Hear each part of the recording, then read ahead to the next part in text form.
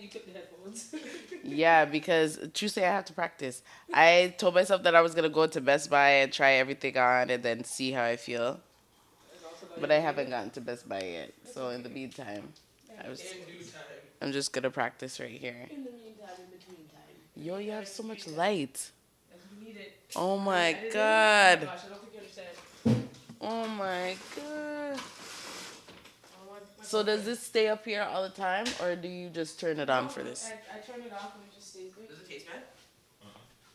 Oh Lord. My boyfriend did all of this. Do you have any kind of tea at all? What kind of tea? You have mint tea. May I have a mint tea? Give me the tea bag. It's in there. How much sugar you want? No sugar. Oh. I know. See, I said, oh.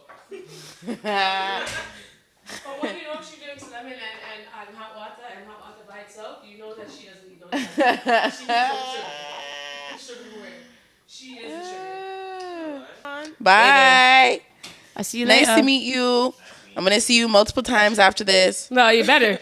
Okay. Oh, Don't, we got this on tape, eh? Oh. on record. Anyways, I know what it is. Today we're gonna get to talking. Okay, I just hope everybody's ready for this. This is an episode that I have been anticipated. Yes. I know I'm going to, Oh. but I just want to talk and let everybody know before I intro this podcast. Oh, no problem. Give them a little. Yeah, I need you guys to know. We have richness on the couch. Period. we have experience on the couch. Season. Wow, We don't have kill me. casting director upon the couch. Boy. We have dance upon the couch. Season. We have artistic movement coach upon the couch. Met them know. Wow, thank you. My eyelashes are already twitching. Anyways, hey, what's going on, world? It's your girl Shy, and welcome back to the CheyTea Podcast. Whoa, what it do? Hey, you know we outside all day, all night. We outside, maybe not all day, but in the nighttime. Whoa, You're outside in the nighttime. I am. I know you Wow. are. Who is the FOS host in the building today? It is your girl, Aleonora. You already know your favorite, the funny one. Period. You've taken that title. Yes, I've taken that title because honestly, ever since that clip she posted on Instagram, the amount of people that told me I was funny, I'm running with it. It's Christmas. She's a comedian now. Yep. Oh my gosh. Anyways, welcome, friends. As you can see on the YouTube, as you've been seeing for the last 3 minutes or whatever that I've been talking foolishness, we have my good friend. Okay, my good friend, my richness, my blackness, my queen, my sister. Okay. Listen, my good friend, the only Amanda we acknowledge, Amanda Mae Wilson.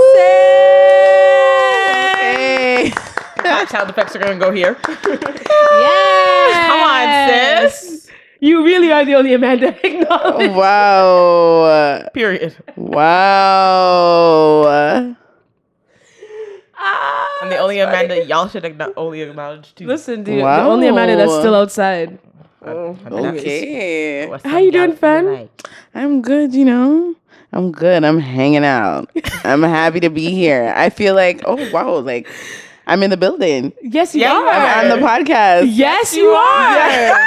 Listen, I've been saying she's to come on the I've been waiting for podcast. this. She's been hinting. She's been like, we have a special guest coming through to talk about all the gems because All we've the been gems. talking. So now we have somebody like you who's here to finally just speak truth on just everything. What I've been damn Life, saying for the longest everything. time. Everything That's that all Chan's the been things. saying, now we have somebody else to confirm it because you're inside, outside, everywhere. You know the thing. You know all the things set. You know what I'm saying? Yeah. She's in those big rooms. So today we're gonna be discussing everything, all the teas that we're gonna be shy-teaing today. Period. Okay, we're gonna hear all of that. But before we get started, please make sure that you are following us on Instagram and on TikTok at CheyTea Podcast. Make sure you know that you're following us on Apple Podcast and on Spotify, leaving us a 5-star review. Okay, write us a little nice message saying Aaliyah's funny or whatever. Thank you. You know what I'm saying? Thank you in advance. And where are they gonna subscribe to, girl? You are going to subscribe to us on YouTube. Click that bell button so you're notified every time we upload these visuals for you. Like, comment, interact with the people them. And, watch all the ads, please, on Tonks. And watch the episodes from beginning to end. Because why? As you should, especially this one. Because you gon' what? Learn something today. Support the Black queens today. Period. Period. Yes. All And the melanin. every day. Okay. 25 eat. That's a good one. That is a good one. Thank you. 25 eats. Yep. Oh my gosh. Okay, let's stop. Let's Let's stop. talk Okay. to Amanda. All right. So, Amanda, welcome. Hey. Tell the people about you. Introduce yourself. Let them know how big time you are. Wow. Okay. Shan hasn't done it already. I'm like, I am Amanda May. I am an artist, of many disciplines. I dance predominantly. I'm behind the camera working in choreography. I do a little bit of casting and some consultation, some light scale producing. Come on. Yeah, I'm just out here being a Black girl. Okay. Like that is the most important part. A Black I'm girl out who's here being booked a and Black busy. Girl. I'm out here being, a godly girl. Amen. I'm out here being Hallelujah. a believer. You know what I'm saying? And yeah, I'm just like here for the people. I'm hanging out. We love that. That's good. Yeah. That's good. There's one thing that I've always said, that to your face, behind your back, I've always said that I have the most utmost respect for you. And a lot of people would be like, but why? You're older. And I'm like, yeah, but somebody that age doesn't matter. If somebody aspires you to be something, the age is nothing. And I've always said it. I've always said it from the top of my lungs to the bottom of my feet, brother. I always say how much I love and respect and I value you as an artist, but also as a dancer. Just by the way you carry yourself, you present yourself, just how you just command that attention when you enter the room, like when you enter, we know Amanda's here. Yeah. Wow. We know that. No, literally. So I love that about you. And I've always been like, I can't move the way she moves. Amanda moves the way don't Amanda kill me, moves. don't kill me. This is Why the hands always come out? Come on, the hands always She come always out. gives you the But it's Come great. through, yeah. I'm still learning, Brenda. It's great because you do still you. learning. Yo, She does hers best. this? And it just looks like you just do it so effortlessly. And even when you're teaching, you're made you're born to do this. Wow. It just comes off naturally. And you are here and you are here to teach. You're not here for somebody to look like the next Amanda May. You're here for somebody to look and learn themselves better than how they entered the room when you take class. That's how you started? Yeah, Holy. that's how we're starting. Whoa. Because that's how I experienced it. I've taken only one class. Don't come for me, guys. I've taken one, and I just had to sit back and just watch because I was taking in everything that you were teaching, and I was like, wow, this is the first time in my life that I felt that I just got my booty whooped, but in the greatest way possible. And I'm like, let me just watch and take this all in. And experience what everybody else has experienced and what everybody's been experienced. If you haven't been in her class, get there when she pops out. Thank you. Wow. That's my Thank 2 you for cents. that. Thank problem. you. What attracted you to dance?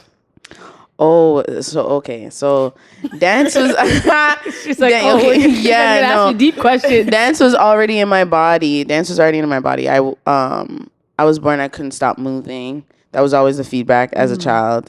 But which was interesting. It was ironic because I was also really shy. So I just spoke with my body only, really and truly. My mom, she used to be a dancer, so she was moving around with me in the womb.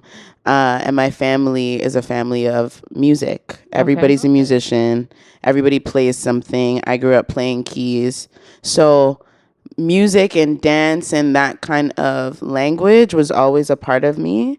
I think when I started to dream about dance specifically was probably when, there are music videos coming out. I was watching a lot of Janet Jackson music videos, a lot of Michael Jackson music videos, a lot of even honestly Aaliyah, Beyonce when she was doing a little 1-2, Sierra when she came out, all of these people doing their thing inspired me to do my thing. Missy, the list goes on and on.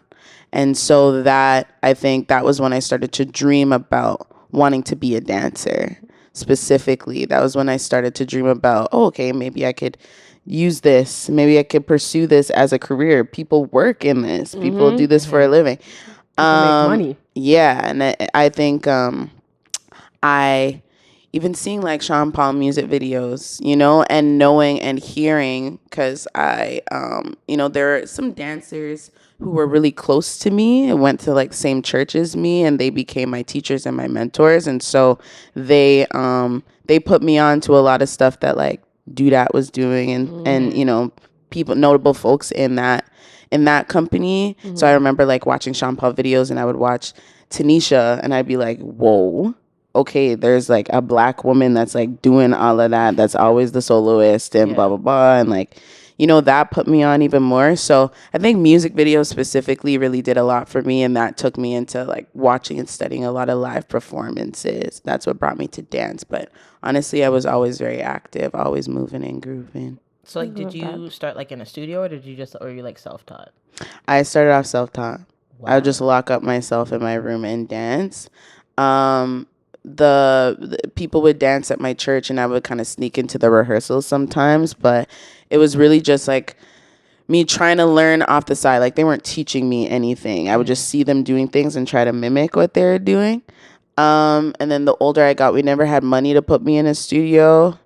There were like little initiatives, like little community initiatives and like church initiatives that shaped me as a dancer. Like Dole Dance Academy, they're a studio now, but at the time they weren't. They were just kind of doing it as like ministry in church. And so all of these little seeds kind of added to my plate, but I wasn't actually in classes regularly, training regularly. It wasn't until I was like 14, 15 that I was in a class setting for the first time.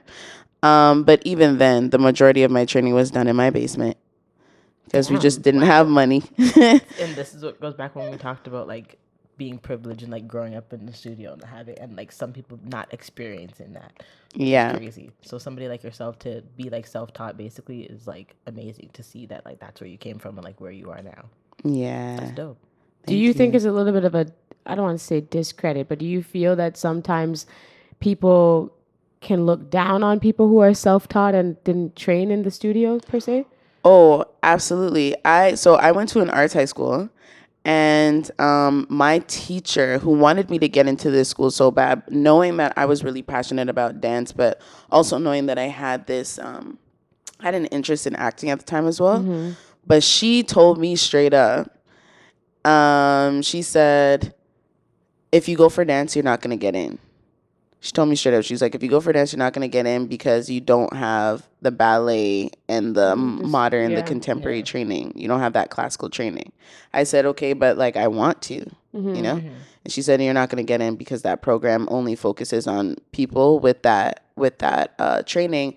And at the time, I remember taking offense to it. I took it personally because I was like, are you telling me that I can't do it? But she was actually revealing to me the big, like the huge gap, you know, and just like how a lot of these programs are shaped and designed. They're only designed to accommodate for one type of training, one type of dancer, one demographic, you know. And I remember I was actually just having this conversation with one of my friends a couple of days ago. We were talking about everybody that we graduated high school with. And how I'm not the only person pursuing dance, but I'm the only person pursuing dance at the scale that I'm pursuing it. Right. Yes. And I wasn't in the dance program the entire time. I just did like all of the little extracurricular activities that were related to dance. And by the end of my high school career, I was like choreographing for the dance program multiple times, and they would like always ask me to perform and all this stuff. And it just makes me laugh because I'm like, yo, 4 years ago, nobody was even trying to see me, really. No one was checking for you. No one was checking for me. I had a teacher that had to sit me down and say, yo, they're not going to take you in. Like, just know that it's not going to happen. And when I started, I was in 9th grade, and like they were all looking at me funny. You know what I mean? Like, wow, like you okay? The most attention I got was oh, like you're so good. It was very much like I am the black girl in the mix, Yeah. and Yeah. thus the spectacle. Right. Yep. Right? I'm always Right. gonna get the solo because I want to do it. Right. And I have the personality for it. I have the Right. spunk for it. Yeah. But it wasn't really to do with my skill. It took a little bit of time before people were like, oh no, she's actually good. She's actually here to stay. You know what I mean? So yeah, I think it plays a humongous role, the prejudice that exists in how you're viewed when you're like self-taught or a little bit more raw or have like a hip-hop or street styles background and you're black on top of that, you know. Like, started. Yeah, It's an interesting perspective when people say those things, and the only reason why like I ask those questions is because nowadays I find that a lot of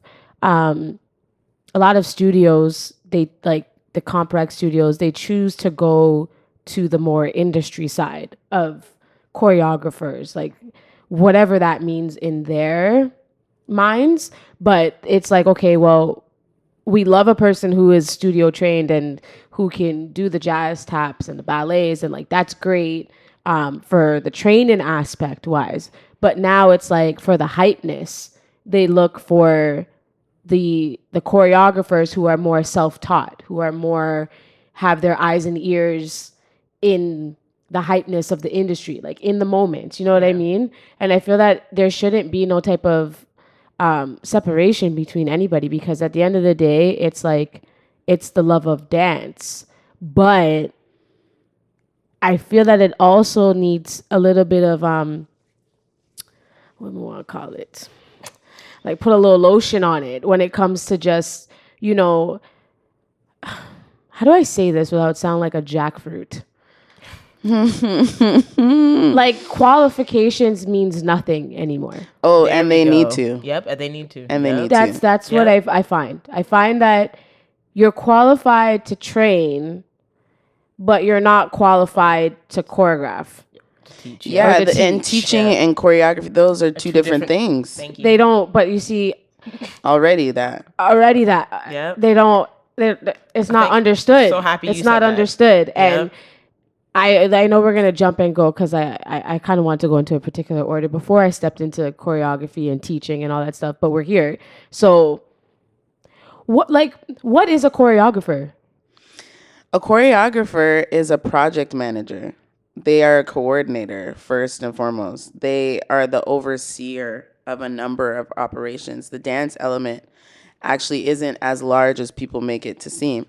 Now, there are different types of choreographers in different spaces. You know, I would imagine, I don't have background in concert work, but I would imagine that in the theater, a choreographer has more time available to them. They're given more time to develop work.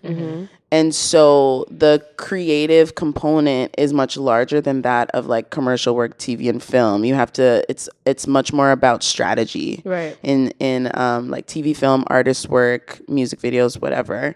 Anything on screen, you're working with like budget management because the budgets are like obscene. They're just so large. You're working with people and their egos, the hierarchy and the politics, and navigating different lines of communication at all times. You're also managing a department of people because at any given moment, depending on the scale of the project, you could be dealing with like 1 to 2, maybe 4 or 5 dancers, or you could be dealing with a scale of maybe 100 dancers amongst multiple different pieces if you're doing, you know, a larger musical film or something like that. So just knowing how to manage people, how to manage time and money effectively, and then also have the creative vision for that, you know, that takes you into the building of the ideas and the concepts, and just like that incubator time where everybody is just putting like building the entire idea together. Like you also have an eye for that. So it's all of those things put together. And so I think it's interesting when people, and I'm young, you know, I'm still kind of on my way and building, but that's like the first lesson that'll kick you down, you know, is knowing that it's much larger than the dance. So I think it's hilarious when people are like, oh, like you have something really cool to offer. And they think that, you know, even using it myself as an example, a lot of people think that I have ventured into choreography because I'm a really strong dancer. They've seen me dance and they assume that, okay, well, it makes all the sense in the world for you to be just taking this leadership position. But it's like, no, actually, there's work and there's studying and there's training that goes into this particular role that has nothing to do with dance at all. And I've been nurtured in that regard. So it's not just about dance. It's not just about being cool. It's not just about having something to offer, and it's definitely not just about having really cool ideas. Right. You know, you're learning how to execute and manage constantly. I think that choreographers, choreographer is it's used a little too loosely. Like a lot of people identify or call themselves choreographers, and it's like you're not. I think they think that it's like just another word for like dance teacher, so they just use it. Yeah, another word for dance teacher, or another word for just really exceptional dancer. Right. But that's the thing, like you can be a dancer. Like when did that not be cool anymore? Like when was that not enough? I thought dancing, like that's how we all started. And I think some people are not always great at both. Sometimes you're just really good at one, and that's fine. But you can just be a dancer and just be. Like, you don't have to always strive to be, well, I'm a really good dancer, so I have to be, or I can call myself a choreographer or a dance teacher. I don't think that they have to correlate with one another. You can just be a really great dancer and just chill. And just chill and be that. Be a student. Exactly. That's fine. Like, you don't always have to be dibble-dabbling in everything dance. I think that you make yourself look, I don't know, in a way you look better, or they try to get themselves to be on more projects. So it's like, if I call myself a choreographer, if I start doing this, then I could be the choreographer on this. I can choreograph music videos. I can do this. Choreographing a music video is not just put in an 8-count combination together. Yeah. There's a vision behind it. There's a vision behind it. There's the negotiating. There's the, you know, all of the like it's a producer role. It's a producer role. Like, period, point blank. You are a version of a producer. It's just a niche version. You know, it's just particular to the line of work. That's what being a choreographer is, in my opinion. And choreography changes whether or not you're doing a music video versus whether you're on stage versus whether you're on screen versus whether you're, you know, working with your own company or whether you're working with a group of kids that you're just coming in to set some choreography on and then they perform a piece. Like, there are different lines of work, and all of those different lines of work with under the umbrella of choreography deserve their own attention. Exactly. You know, their own particular attention. I going back to what you said about, like, why isn't being a dancer enough? You know, that reminds me of I was watching this video with Luam talking on Instagram, and she was talking about this, saying that you know, a lot of people think that being a dancer and growing in that line of work is a natural evolution into a choreographer. Right. But it's not, and that also kind of dilutes the impact of just being a really exceptional dancer. There are dancers who have far surpassed the, you know, like the deadline that we're all taught we have to, like, become a dancer by, that biological clock. People say, okay, like, you can't dance past a certain age, but, like, I know so many dancers who are still regularly dancing. I just did a job with Hollywood Jade. Hollywood Jade is so many years my senior. I grew up watching Hollywood Jade. I remember going to my first Urbaness show, and I hired Hollywood on this project that he was so lovely to have around in, because he just moves with so much respect and honor for the space, and like, and for dance, he loves to be a dancer, and he's choreographer extraordinaire, creative director, all type of things, all the things, all the credits, but he has all the credits, but still recognizes the importance of of the dance role enough that he can be in it and still experience the height of what that role has to offer him, you know? And I think like that's how we should treat it, is that everything has its peak alone. It's not that one thing leads into another thing leads into another thing, although that could be beautiful when it's correct. But yeah, I think that we like shortchange ourselves thinking that dance can't be everything. Yeah. And the one thing that like there's very few like people that I look up to that are mentors who are seasoned OGs, whatever you want to call them, dancers, choreographers, who are artistic, who are creatives, who are on behind the scenes, they are directing, they are doing all these things, like somebody like Hollywood Jade, that they never, ever, ever, ever lose themselves when it comes to the work that they're doing, no matter what it is. They may not be the person, they are hired as a dancer, and he will still walk into the room with that profession, whatever the title is. And that is the reason why, like, I respect him. There's other people that carry themselves that way too. Like Touch is another person that I think that is amazing when it comes to that. And I don't know Touch like as closely as per like Hollywood, but like even when I see Touch and like even when Touch compliments me in any type of way, I get giddy because I'm for real. Holy, like, for real, he's one of those. Yeah, you're just like, ooh, did you say that to me? Like, did you mean it? You said to me that I was good. Yeah, like me. Yo, rest of the show I was like chest like this. Yo, yeah. Like nobody can talk to me now. Because you want to know why? Because Touch told me I was good. Yeah. Are you nuts? Can't tell me nothing. You can't tell me nothing. There's only like there's like a small amount of people, and you know what's funny? It's like it's the black people. It is. Yeah. It's the black people that who don't ever walk in a room thinking they're bigger. They don't bite the hand that feeds anybody. Like it's not that. It's not that. And there are some different choreographers who, you know, not to make it a race thing, but who are not black, who are not a person of color, and they walk around with that chip on their shoulder to the point where like I don't even, I like not afraid, but like I don't go and say hi to you because you're not welcoming. Yeah. And so when to have that ego, which now goes into my next question, I mean, you may not know, but I think with the different jobs that you've been able to work on and getting yourself into that platform, a lot of people think you have a chip on your shoulder. Yeah, they do. And I just don't understand how. A lot of people, because they don't take the time to get to know me.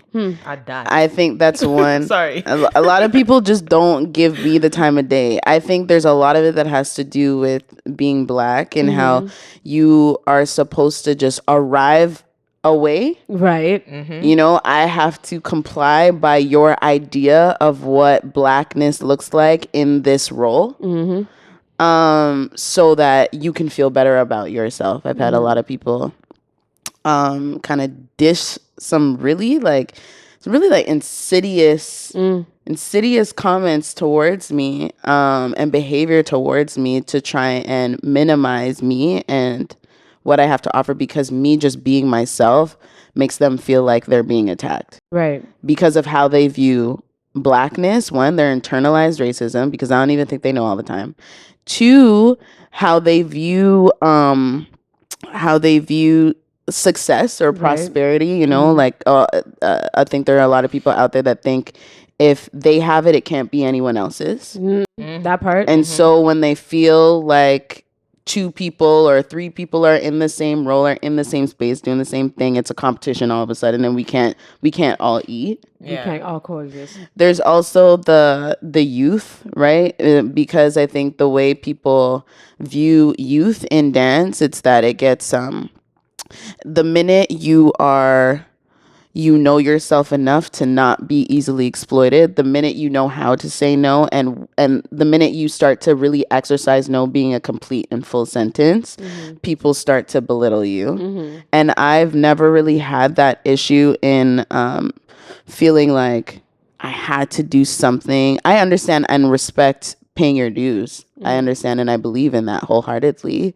However, I don't believe in paying your dues at the expense of your safety or at the expense of your integrity. And so I always was very comfortable saying no where I felt like, okay, that just isn't for me. Yeah. But when people look at me, especially when I was like a dancer coming up, and being new and stuff, and people didn't understand why I wasn't so quick to flock. You know what I mean? I kind of like stood stationed in the places that I liked to be in and used that to build. And then people came to me when they wanted to pluck me out of that. Right. But that doesn't make everybody feel nice, especially if they've grown up under a scarcity mindset, feeling like they have to do all of this in order to make something happen for themselves. Right.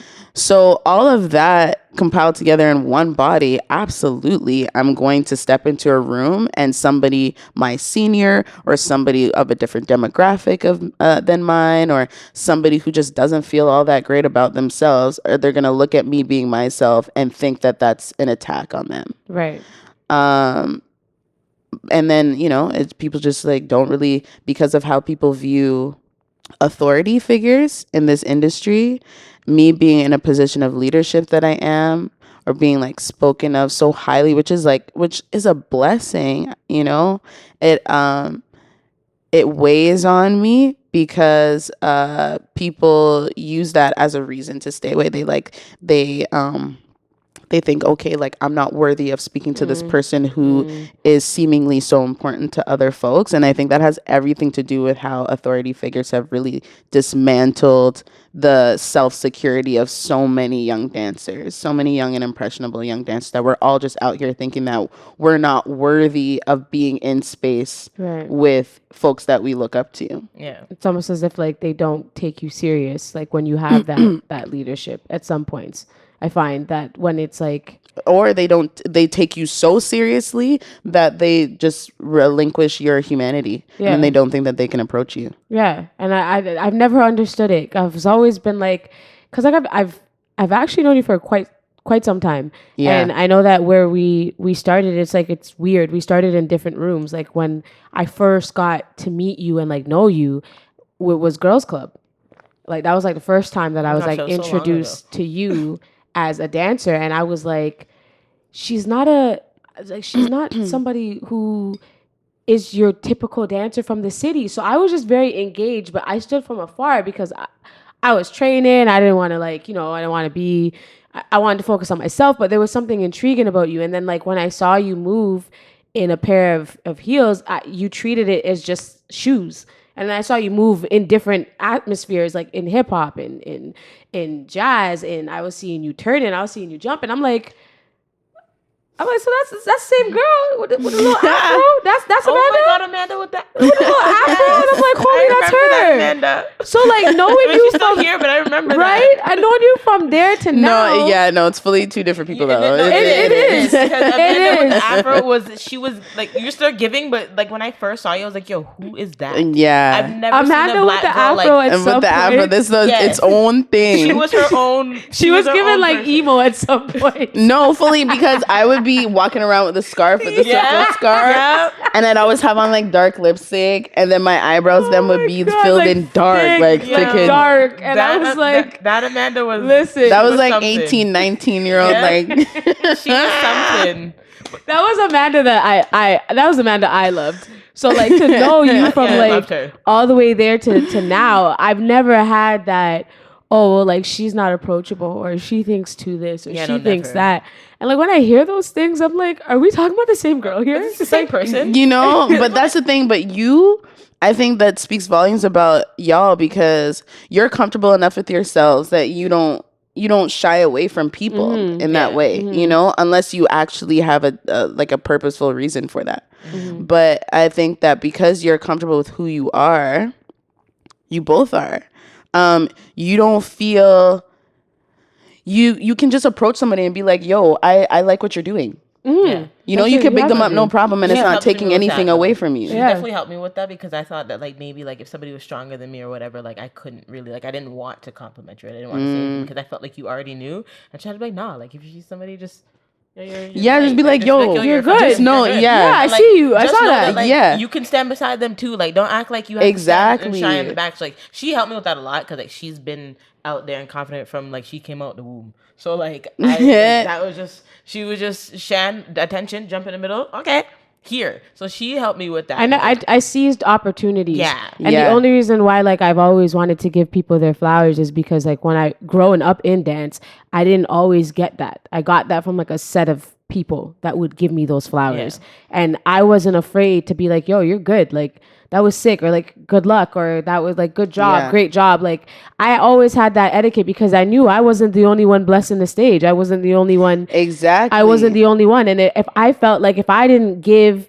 or acknowledge the greatness around me, then it's like I would almost be robbing my own blessings. Yeah, absolutely. They say giving it. Absolutely. It's like I wouldn't be here if we weren't all here doing if it. we weren't all doing this stuff, there would be no none of us. No. Like, so like that speaks volumes about community, you know? Yeah. Like, we're here because of each other. Yeah. And so I have to, yo, do you know what you did just there? Like, you know, I have to big people up. I'm just like, yo, that's so inspiring to me. Yeah. Or I'm like, wow, that was really good. Yeah. That was like really, really fire. And I can't do that. Wow, can you teach me? Like, You gotta come to your class. I'm that person. every time. Yeah. I'm that person every time. I'm like, please tell me. And you know, I have to fight people. I think I was talking to Paul.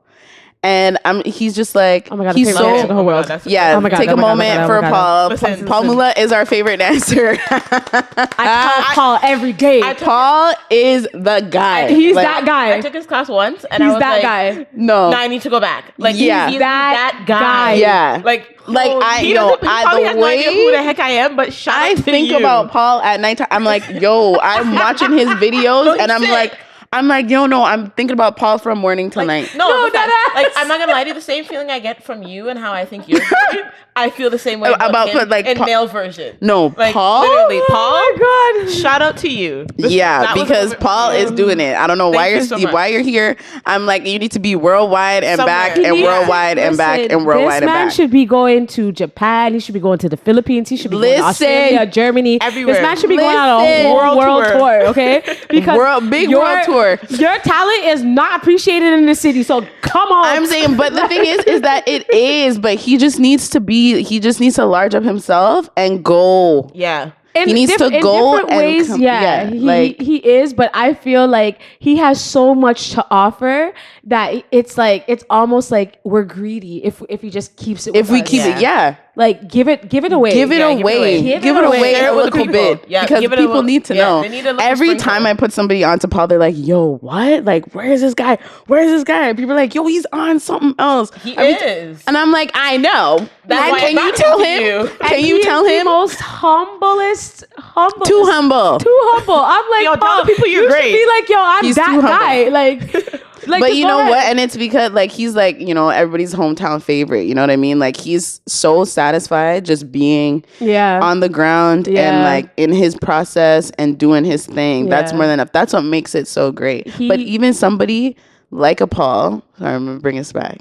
Even somebody like a Paul, I'll be like, yo, Paul, can we vibe a little bit? And he's just like, oh, Yeah. you know? Like, And I'm just like, yo, why are you hesitant? And sometimes I'm like, okay, maybe he's just in his process and he just doesn't really want to be sharing it with nobody. You Yeah, know what I mean? yeah. But sometimes I'm like, is this the thing, like the weird thing that's Yeah, happening where yeah. people are like, whoa, is this Amanda talking to me right now, asking me to learn, you know? Yeah. And then I'm like, oh man, like this is just us being weird around people that we look up to, but we're all eating the same we're food. all Yeah. eating the same food. We Yeah. all listen. Like it's funny because I look there's dancers that are like my favorite dancers, and like you are my favorite female dancer, and I've said that from left to right to I have Instagram stories to prove it that I've said that she is my favorite female dancer of the city, and I always said that Paul Mula is the Vince Carter of dance. Yo, no, for real. He Yeah. is the Vince Carter of dance. Yep. For real. Dead ass. He has a city on his back. He has the city Yeah. on his back, and I'm okay to It's jump like, on that. he's Like, so good. I'll just wrap my legs around and be like, "Where we going, Paul? Yeah. Where we going?" He's so good. Y'all, like, y'all can take that and run with it. Cause Take we it mean and run with it it. makes me laugh. Like, it makes me laugh. It makes me giggle how good he is. Shout out to Paul. Right?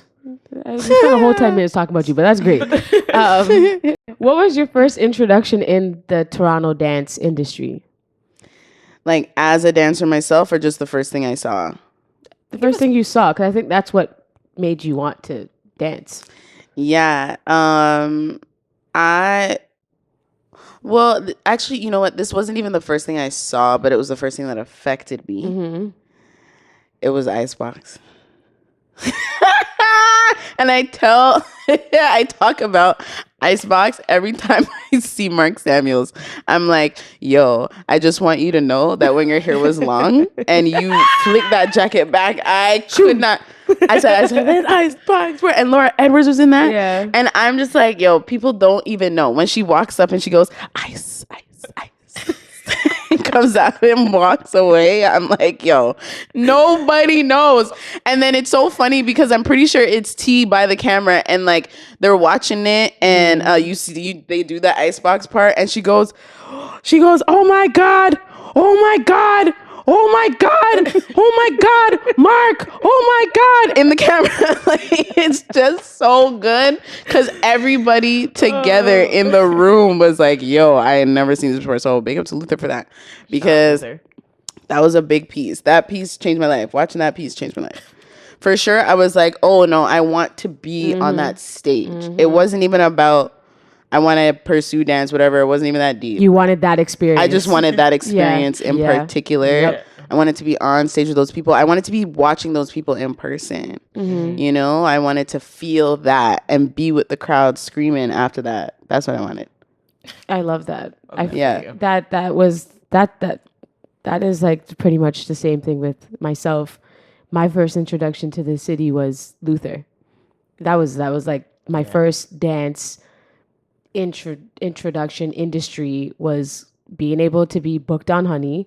And like that's like it'll always stay with me because that is where I learned. I loved every moment of dance was just being there and being able to like not just dance the kid scene with Genuine, but I was able to dance in the finale with like all of the dancers. So we got Touch, we got Goofy, we got Trey Armstrong, we got Chantel, we got all of Do That, we got Luther, I was just I didn't know. Oh my gosh. I was like, oh my God. Yeah, and like, there are bare like New York heads in that too. Like yeah, big people, like big all people. his name is Goofy. I don't know his name, but I know that he's in the you don't have to call video, and him and homeboy they do the dap at the beginning before they go to doom. Yeah. Like, what? And then Nicole, that girl too. Like, let me tell you something. That whole vibe and just watching Luther create, that was when I was like, yo, how do I do that? Yeah. Like, how do I create that How feeling? do I feel that? Yeah. What I just watched, how do I feel that when I'm dancing? Because I want to feel that. It was so freaking good. And it starts from the root of things and like giving people their flowers and being able to go into a room and not feel so hostile. Like there's no hostility. There's no you're better than. There's no chips. There's no egos. Like it's just love. It's just I miss when dance and the city was just love.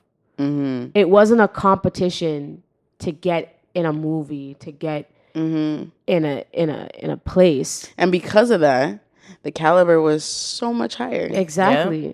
It was so much higher. And it was also like, I felt there was so much more opportunities because of that. There was. I feel like because we loved each other so much, or they loved each other because I was still young, but because they loved each other so much. It was just about putting your people on. Was just, do you realize, like, if you look at the music videos back in the day and compare them to now, the city's music videos, you see the same faces, the same crew, the same people. Like, they were telling like the crew like that like the audition was coming, so like you should roll. Like when they all like it was love and unity. It was love and unity. I'm going here, so you should just come audition. Yeah, too. Did you hear about this? Yeah. Roll. Yeah. And it's like we're hiding it. Exactly. Exactly. But like, oh, you didn't get it? Oh, that's crazy. No, back in the day, it's just like, yo, no, we all gotta come. We all gotta go. They were like, yo, like roll. That's why you saw them all in the same videos because they told their friends about it. So they all got to experience something together. Why is that? Why do you think it's like that now? Why it's all about scarcity? Yeah. I feel like there are a few reasons for that. I think, it's partially this social media era where everybody's constantly comparing themselves. And so we put ourselves in competition before anybody else has the chance to. Yeah. I think it's the kinds of jobs that are available. And this is a much larger conversation about just how work is funneled through this city. It creates this exclusivity. It creates this silence surrounding jobs. Everything being a direct booking has more to do with the pandemic and how we just don't have auditions available to us in the same way. Right. But I really do think that there's a strong culture of keeping it all to yourself so that you can holster and you can be in control of it and how it moves. And I think that just has a lot to do with, it starts from up top, right? Like production companies and these venues, and then the artists, it has to do with like artists just not even knowing that dance exists in this city the way that it does. Because they're constantly thinking about this glass ceiling that you hit as a Toronto artist, and so you have to go elsewhere before you can. Yeah. You have to leave and get your popularity, and then come back. And so they leave, they get their popularity with like U.S. dancers, and they aren't building with community here, and so that creates a gap that makes people feel like they have to be in competition with each other. I think that, with the ways that agencies run in the city, I think that there's all this extra exclusivity that doesn't need to exist because everything happens through one predominant agency. And it doesn't make them bad agents. It just makes we're, I think, as a community, just so unaware of the ramifications of that. Yeah. What comes when everything only goes through one pool, and how people think of themselves when they feel like they only have one option to pursue dance, right? They think that affects just like the spirit. People don't create their own opportunities the same way anymore because it feels like the only way you can make things happen is through this or this or this. There's so many reasons. I agree, and I disagree with you when it comes to the agencies, because everybody knows, and I'm not naming no names because professional, and plus it's my platform, so I can say what I want when I want. I want to put that out there too. But I agree and I disagree with you. I agree with you when it's not completely the agencies to blame, and I agree that it starts with us. But I also disagree because sometimes I feel that these agencies will, what's the word I'm looking for? Like they will like strong arm you and thinking like this is the only thing. Yes. So it's a play of both sides. It's us, and it's also them seeing it and maximizing That's on that opportunity. Yeah. And because you see me at my most vulnerable, because I want, especially when these kids are young, like these younger generation dancers are younger, and they're just getting their feet wet in the industry, and like they're booking these jobs, and they're getting known, and they're getting that hype on the social media. It's like they get not preyed on, but they're like, ooh, okay, this is my opportunity that I can seize to catch you, because I know you desperately want to make it as a dancer. So I'm going to feed you all these dreams to make you think that this is what's going to happen. But at the end of the day, you're just a number on this big pool of people. And that's the one thing I don't like, is that there's a difference between Toronto agencies and American agencies. In some ways they are similar, but to me there's a difference. When I speak to people, and when I've spoken to people like Tati as an example. I remember when we were talking and we were doing Unite, and she was telling me about her coming back from LA and like the experiences and like why she came back to Toronto, because this is home, and like that's something that I loved about it. But then like I was telling her about the agencies and like, why aren't you? And she's like, my agent has my number. Like if there's something that I'm booking, or there's something, like my agent will call me and like have that conversation with me, and there's nothing that is missed. Or if I don't book something, I get the feedback. I get more like not catered to, but you're cared for. There's more humanity in it. Versus here, where there's some agencies, not all, but there's one agency that just doesn't really care about certain people. It's just, let's push the people who push money in our pockets. So I don't think everybody gets treated the same. So it's like, yes, some can care and yes, some can show that, but then there's also some that will look at certain people as the ones that they cater to, not cater, but the ones that they will push for, the one that they work for, because as an agent, that's what you're supposed to do. And then there's the dancers that just don't feel that, or they don't even know where they stand, or I'm a one trick pony and dance is not good enough, so I'm on something that's a shadow. Well, how does that make sense? You know what I'm saying? I think that they're, but I think that why they get away with things like that is because I really do think that it comes down to the work that's available. I think with the exclusivity, and I've said that word so many times, but the way that affects jobs, you know, we have like all of these NDAs and things like that keep people that keep people and information out of the public eye, right? Film and TV, which is the dominant work source for people who are making, substantial income, or for like people who think that that's what commercial dance is only. Those jobs are always happening in secret. And so, you know, for agencies to also piggyback off of that secrecy in order to just like funnel the calls, the self-tape requests or whatever to specific people, I think it's just what they're piggybacking on is like a much larger issue to do with just how these production companies share information.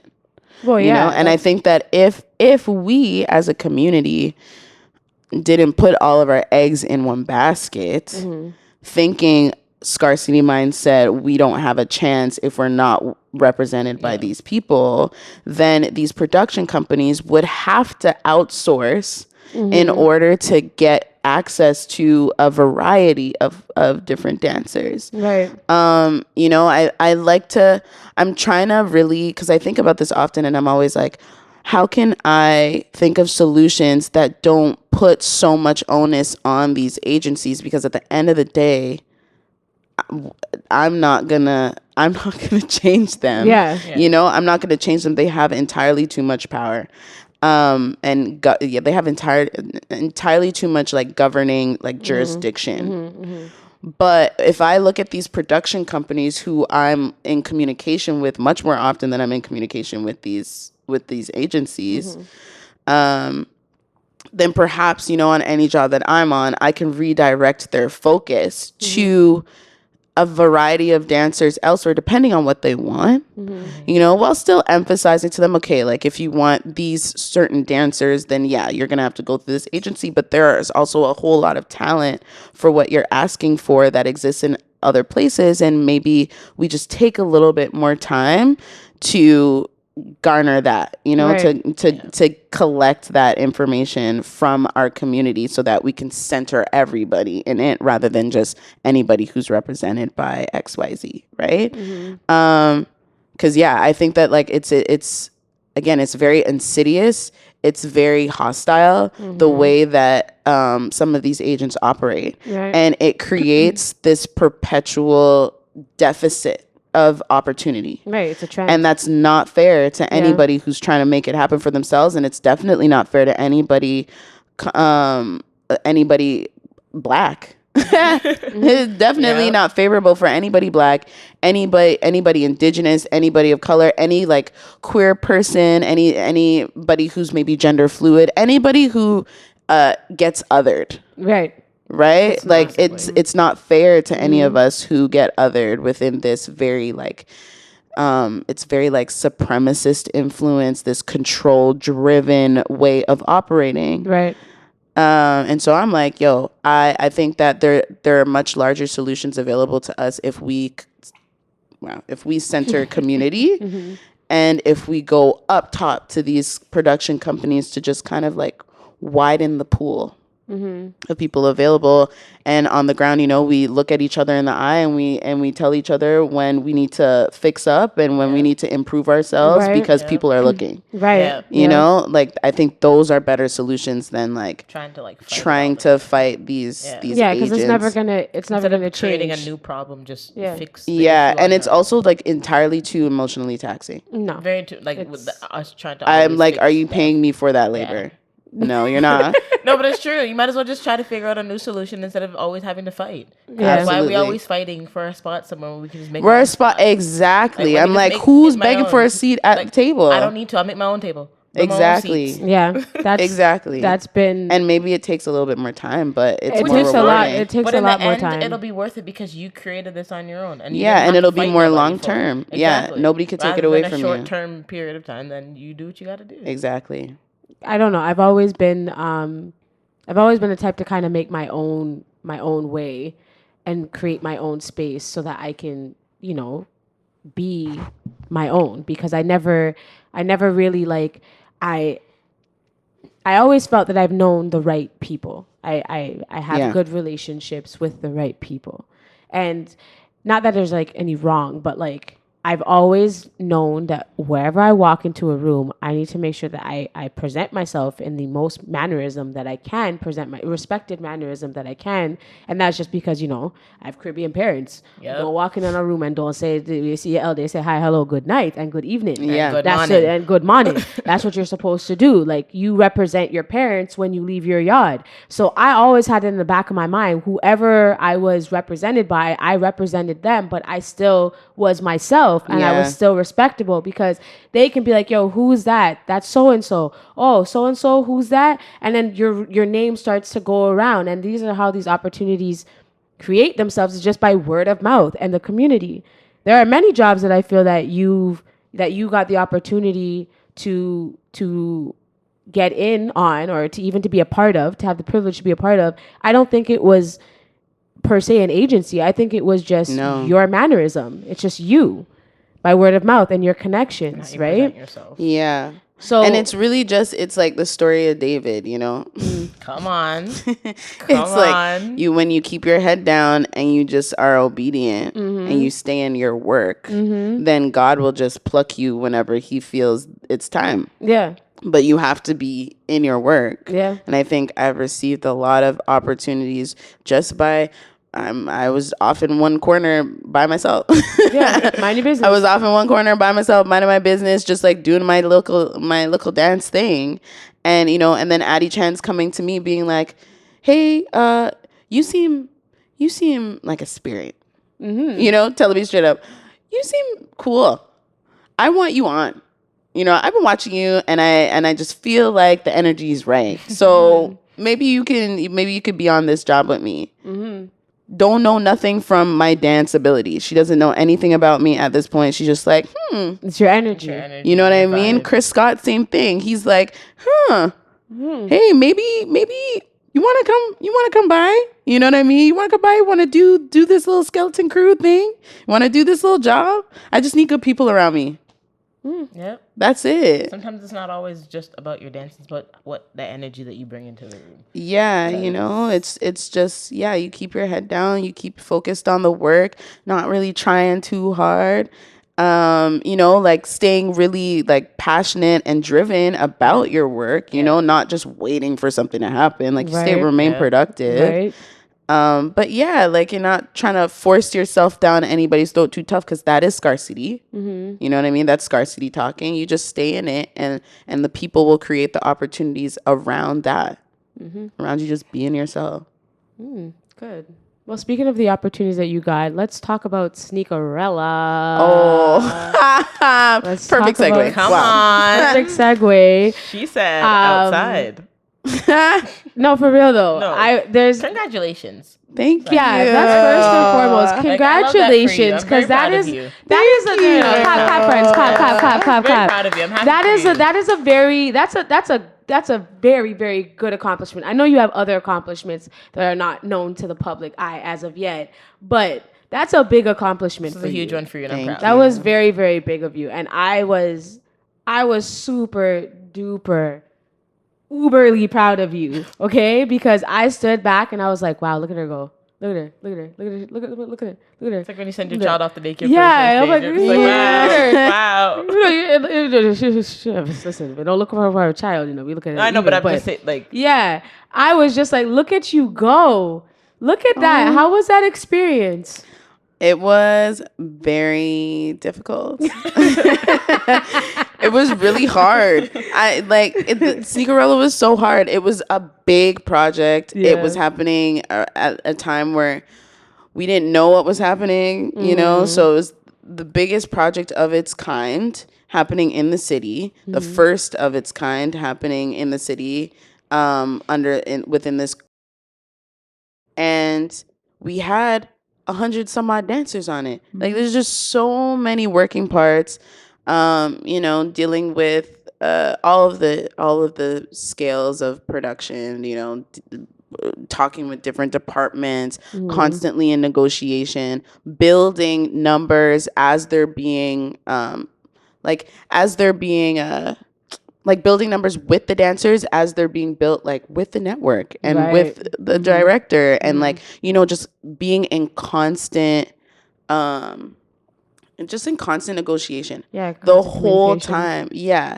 It was such a heavy piece of work, but oh my God, it was brilliant. You know what I mean? It was a brilliant work process. Just being around people, and people like Ebony and Emilio, who just have choreography oozing out of their fingertips. Like, they just have all of this creativity, all of these ideas, and they're all so different. They're all so distinct, and they just kind of go and make it up. They just go and create it. And we talk about it, and then we just throw it out. It was very much a process of throwing everything at the wall and just seeing what sticks, Yeah. and it was really inspiring to watch Chris be in his co-producer role, Right. because it really, it made a huge difference having somebody with a dance background advocating for our department and everything else. Like, he had a lot of input. He had a big voice and a big opinion in the larger rooms that we were in. Right. And so he was able to advocate for things in our favor without us even there, which was really beautiful, because that's something that we don't always have. Right. And then, every now and then he would just help us on the choreography side, just kind of like structuring. Right. We had Alicia, who was just so wicked with the administration of it all, and like anytime, okay, like, we're all gonna be bodies today, and like, she just had such a wide skill set, so that really helped in us being able to jump in different roles. Right. And just added support. Like, we had a very supportive group dynamic, where if somebody was I don't want to say falling short, but if somebody was having a moment where they needed to withdraw a little bit to focus on something else, we would just all kind of assume form, and it was just like Jenga, it was like Tetris. We were just all like kind of sorting around each other, and in the moments where the stress got really big, if we were like behind, or if we had to make quick changes, or if we were trying to really be there for the actors who were handling a humongous workload, that, like, having that foundation in our group dynamic and our creative process really, really held everything down. And then, just like seeing so many dancers in the same room after not seeing everybody for a year, like, it really made a humongous difference. There was so much camaraderie and so much just like friendship and unity and love in the room every time. And so, it's like the most difficult job I've ever done, but the most rewarding. Most rewarding, because it just makes you think about how powerful it is when people just come together. Yeah. And they're seeing each other. Right. Like, constantly checking in and seeing each other. And it's Disney, so that's always a big deal. That is a very, very big deal. That's a big deal. It's a great deal. And it's everything that I feel that when like big things like that happen in the city, when we get these opportunities, there's always the good things. There's always the great things that come with it. And then there's a little side of like negativity that I feel that kind of gets I don't want to get like sometimes clouds it where it's like no, the focus is like this was a great opportunity for Toronto. Like this was a big thing to have dancers who are from Toronto or who to have dancers who are not from Toronto that are booking in LA that had to come out to Toronto and be a part of this and be a part of this community and see the community And of see dancers. the community, Yeah, it's like that's something that we also got to keep in the back of our minds is that like we are a representation of the Toronto dance community. Just like how LA has a sort of like their representation, we have that representation vibe too. Just the same way as people want to flock and go to LA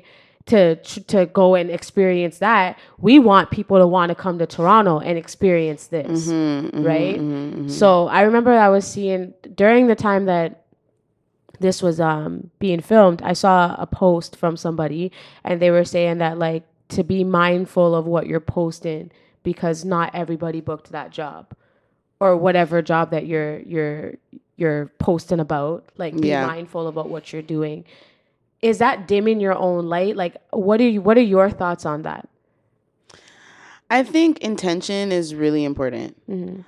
I think there's this habit of, well, I'm on a job and, I want to share with everybody that I'm on a job because that's something to be happy about. Yeah, it's something you should be grateful for. Yeah, something you should be grateful for. And so I think if we're moving from the intention of just being grateful, that's something entirely different. I don't think, because I think I remember that. Yeah. And I don't think that was what was being commented on. It was gratitude. I think where the line gets crossed, one is professionalism. Like make sure that you're not breaking any rules by posting what you're posting, which is most often the case. I think people are so quick to just share that they're doing something. Oh, I'm on set today. Oh, I'm doing blah, blah, blah, blah, blah. But it's like you're in breach of your contract now because you just bypassed the NDA you signed.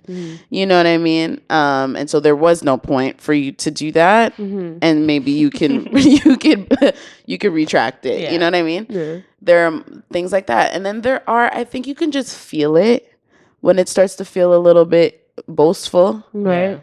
In a way that isn't really about love or about gratitude. I think you could just feel it. Yeah. And I think that the biggest overarching thing is did, and continues to do. At the time, again, it was the first job. It was it was Sneakerella and it was Spin happening at the same time. But Sneakerella was much more larger scale than Spin was in just the magnitude of the dance cast. And I think there were a few times where I thought that we could have been better in how we broadcasted that information, because one, it didn't need to be up anyway, and two, we are operating under a climate where a lot of people have had their jobs stripped from them. We are all people who didn't have work this entire time. And so to be mindful of the privilege we have to even be celebrating something because we have something to celebrate at a time where people are dying and, they're grieving their family members, or they can't work and they don't know where their next piece of where their rent is going to come from. You have people who, were dealing with their children being in school and then out of school again and then in school again and out of school again. There were a lot of dancers, even on the job itself, who were released from the job because they just couldn't figure out work. Because the jobs that they had to get during the pandemic were too important to say no to jeopardize just for this 3-month period of a job. Right. And so, there are scales of privilege that exist there, and it makes things really complex. And so I think on that front, for sure, people needed to have been mindful. I don't think it's dimming a light if we're trying to accommodate for just like the very real struggles of the people around us at that time. Now it's different because for the most part, the city is open. Right. Yeah. But it's still, like businesses were still lost. It's something that we should be thinking about. before we are quick to celebrate something that, you know, really does affect other folks. You know what I mean? I definitely agree, because that was I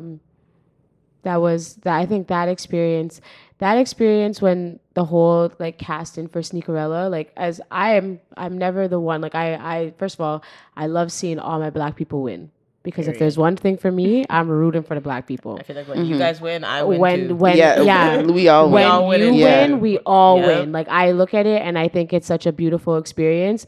But I think during that time, like, and I can be vulnerable about it. I didn't book it, and it hurt me, because I was like, man, like, at that time I was fighting with the people that I was represented by, and I wasn't understanding where I was. I didn't understand what my role was. And then, you know, I had people in my ear being like, well, like, isn't Amanda your friend? And I'm like, okay, but what, like, and then it's like, I sit back, and then, like, now I have that in my ear. Then I have, like, I'm battling now my own insecurities with dance. Yeah. And then that's when I started to, like, second guess myself. And it was almost like I really wanted to be a part of it, but I feel like I almost stood in the way of myself, because I was listening to so many other people's opinions on that job. And then just to know the struggles that, like, I went through just to try to book it, I didn't understand. And then, you know, like, now that it's out, I love, like, again, I'm going to say it one more time, I'm rooting for all the Black people. So I love that everybody is posting it. But I won't lie, if there's, like, a little small part of me that's like, I wish I was a part of that. Yeah. Yeah. I'm like, damn, like, you too? Holy. You too? Holy. Like, Yeah. I'm just like, shoot. Like, man. So what do you say to someone that experiences that? Because obviously it's not all on you. It's not just your decision, your choice, but obviously you may know the reasons why that you don't necessarily have to disclose. But it's like, how do you talk to a dancer who didn't book the job that everybody booked?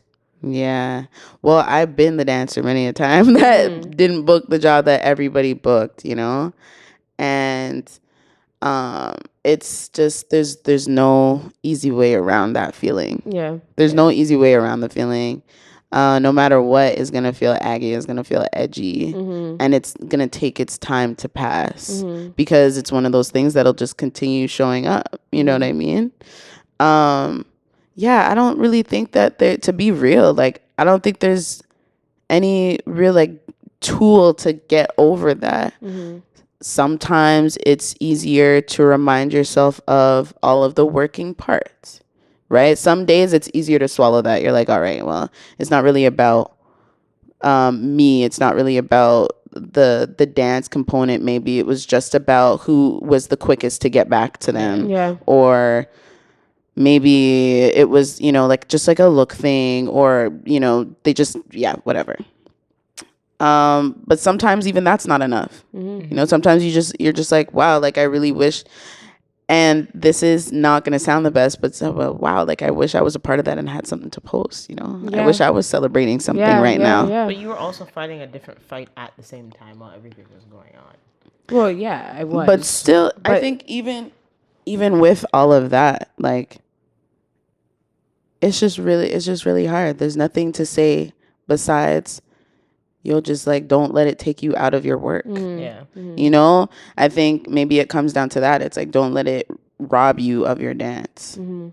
Because I think the rejection often makes people feel like, okay, maybe they shouldn't be doing this at all anymore. Yeah. And I think that's that's the biggest, I think that's, like, the biggest weight. Probably that's probably like when it turns into, okay, maybe I need to decide on something completely different, like, this isn't working for me, this thing that I love, I can't love the same way anymore. And I think, like, whatever you can do, whether it's, you know, saying a 1-2 prayer, having people pray over you, going, you know, doing your little meditation, your journaling, or creating different opportunities for yourself, or just, like, refocusing, withdrawing yourself periodically, just to ground, and then and you know, keeping music in your ear all the time, so that the body is still maintaining inspiration. Whatever you can do to still keep your dance going, no matter what, so that it's bigger, so that you are reminding yourself of its magnitude outside of a particular job. I think, like, that's where the energy is most productive when you're feeling down like that. Yeah. And there will Yeah. always be something for you. It's not the only thing that will be here. Like there will be another opportunity that might be for you. Yeah. That you can also. You might just get plucked, you know? You never know. That's like, that You really was, never know. and I know that like, I'm not like, obviously like the only dancer who didn't book it, or I'm not the only dancer who experiences that rejection feeling. But I think it's very important that we all remind ourselves that like, that just because that this particular thing wasn't for you doesn't mean like you don't have a purpose. And that was it what doesn't I mean was nothing's fighting for for. you. Yeah. And I was like, that's where I was like, I had to step back, and I'm like, man, like maybe I was really trying to force myself to do something that just wasn't for me. And that's why I stopped. Like, I just remember kept getting like, oh, submit again, submit again, submit again, submit again, submit again. Get me this, get me this, get me this. And I was just like, Yeah, I know. I was definitely in your phone. I was like, yo, send me this video, send me this. Yeah. And I was just like, man, I don't want to keep doing this, because I just feel like I'm going to just be, like, I'm going to feel like I'm not getting it. Like, and I was just like, okay, the first time, maybe I'm like, okay, maybe this is, all right, the second time, and I was just like, yo. Yeah. By the fifth or sixth time when they were telling me to submit, I was like, yeah, I'm good. Like, yeah, which is important I think like even being in that moment, like perhaps like you had to go through that. You had to be in that moment and feeling that frustration of always being asked for you to finally draw the cord on something that you already knew wasn't serving you, but you just didn't have the wherewithal to take yourself out of it, to remove yourself. I didn't want to continue to feel that way. And then it's like, you know, I have a good friendship with you. And I was just like, man, I don't want to do that, because like that's also, you know, a representation of herself, because if this is what she's pushing for or whatever, like I don't want it to seem like I'm not reliable. Like I have to remember that myself is being worked off of or represented by or presented by someone else. So I have to remember, like, not only how does this make me feel, but how is this going to make the person feel that is pushing to get me to where whatever it is that they're doing. Like you being on my phone and messaging me, I couldn't just not give you it, because I was like, man, like that's not just me I'm letting down, like that's somebody else. Whether or not the magnitude of what you were doing, I just knew I had to produce, because I'm like, it's not just me, it's her too, because these people are going through to her to come to me. And then it's like, oh, where's this information and where's that information, and well, how come we didn't get this, or I don't understand why this is not being. And then with all that I was fighting was the reason why, like, I just felt like I couldn't do it anymore. Yeah. But shouldn't you sometimes maybe continue, like if that's what it, like, instead of just like not? I think you can feel that in your gut. Yeah. Oh, okay. I think you feel that in your gut. Maybe if you felt differently, and that's to continue. like you have to ground yourself enough to know when it's too much. Yeah. Gotcha. When it's too much, and then when it's starting to feel Don't like over push it. Yeah, like it's starting to feel like forceful. Yeah. And that's not anything that you ever want to feel in any way. You don't want to feel like you're forcing yourself onto anything or anyone. And I know that sometimes the city we have a I don't want to say like a struggle, but we struggle with that sometimes when it comes to rejection, when it comes to jobs, because we almost feel like there's not that many opportunities. Yeah. Like there's not that many opportunities in Toronto, and when there are the opportunities that are made to the public eye, it's like we're all fighting to be on that same project. Yeah. Like there's a world outside of TV and film. Yeah. I'm just like, there's a whole world.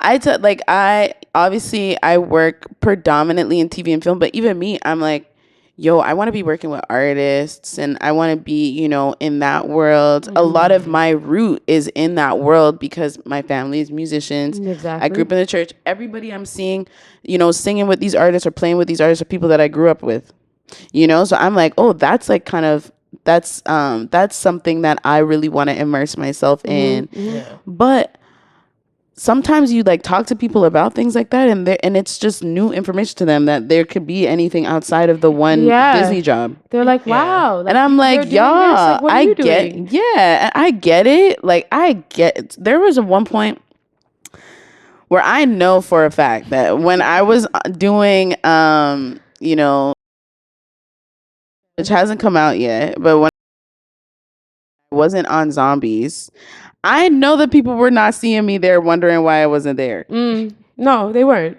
Like, I know for a fact that it was discussed. So I'm like, or perhaps it was thought of because maybe I'm somebody that everybody thinks is always working. But if I'm always working, but I'm not on the Disney job, then maybe I'm not working at all. And I'm like, boo. Something was wrong. Like, I remember like, you guys, called me. You were like, I'm like, there are other things going on. Like, she's like, I have a life. Yeah, I also have a life. Like, maybe I'm not job. working. Yeah. Maybe I'm not working. But I'm doing and maybe something I'm else. fine. Yeah, but Maybe I'm fine. Like, it's not a tragic I don't know event. if I'm like okay. begging for Disney. I don't know. I don't know if I'm like I'm begging fine. for the Disney job all the time. All the time. So it's like there's this weird idea, and then there are folks who are like gigging all the time. There are folks who are always in the theater.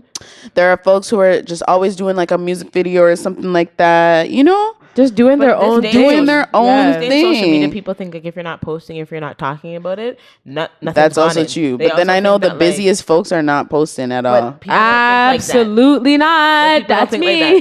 People I'm like, look at your on a scale. I'm like, look at all the directors that you really love. You know what I mean? You go on like so you go on like a Karina Evans, her profile. She only posts when a job of hers is released, and so she's posting that it has released, or she's posting a 1-2 BTS about something that she really enjoyed.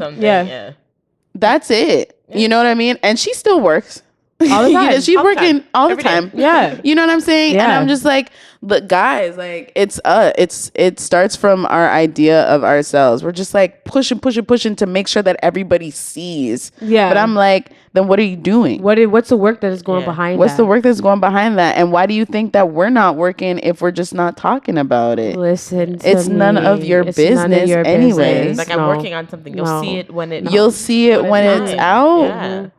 Like, it's okay. And I have family too. Like, it's not even just amongst dancers. Like, I have family that be like, oh, so like, when are you doing your next thing? Like, when is it happening? Are you still doing the dance thing? Because they don't see it. And because they don't see it. And I'm just like, yeah, I mean, it's only paying all of my bills. Just all of them. Come on. No, yeah. Like, I think that it's important that, people know that there's life outside TV and film. And that we don't all got to fight for the same Disney jobs. And that's not to disrespect, like, the platform itself. Yeah, absolutely. There's so much there, but it's just... Like, you do a lot, and like, you might not be like a lot. Exactly, but, like, Cheyenne, you're constantly working. Like, actually, though, like, constantly, I know she's my sister, guys, but like, big up yourself. Big up yourself. You need to. Yeah, no, you do. But you do. You have to. You create opportunities for people constantly. Thank you. One, you're working with these budgets. You're negotiating these budgets. Thank you. Okay, you're handling things professionally. You're bringing the people together. You're giving them footage for their reels. Thank you. That they still don't know how to make, but we'll talk about that another time. You know what I mean? It's just, it's just you're doing things. You're doing the things that create excellence for people. And you're teaching the people, them children. You're teaching their kids. Like, you know what I mean? Like, big teacher. You know what I mean? Giving them technique. Like, this is the thing don't have that a lot of people don't have, and you're a Black woman doing it. And so you know how important you are. You know how important you are. Like, the people. Lord. It makes my chest feel nice. Oh my God. That's what I'm saying. I'm like, do I gotta go outside? No, you don't. I'm parking my booty right here.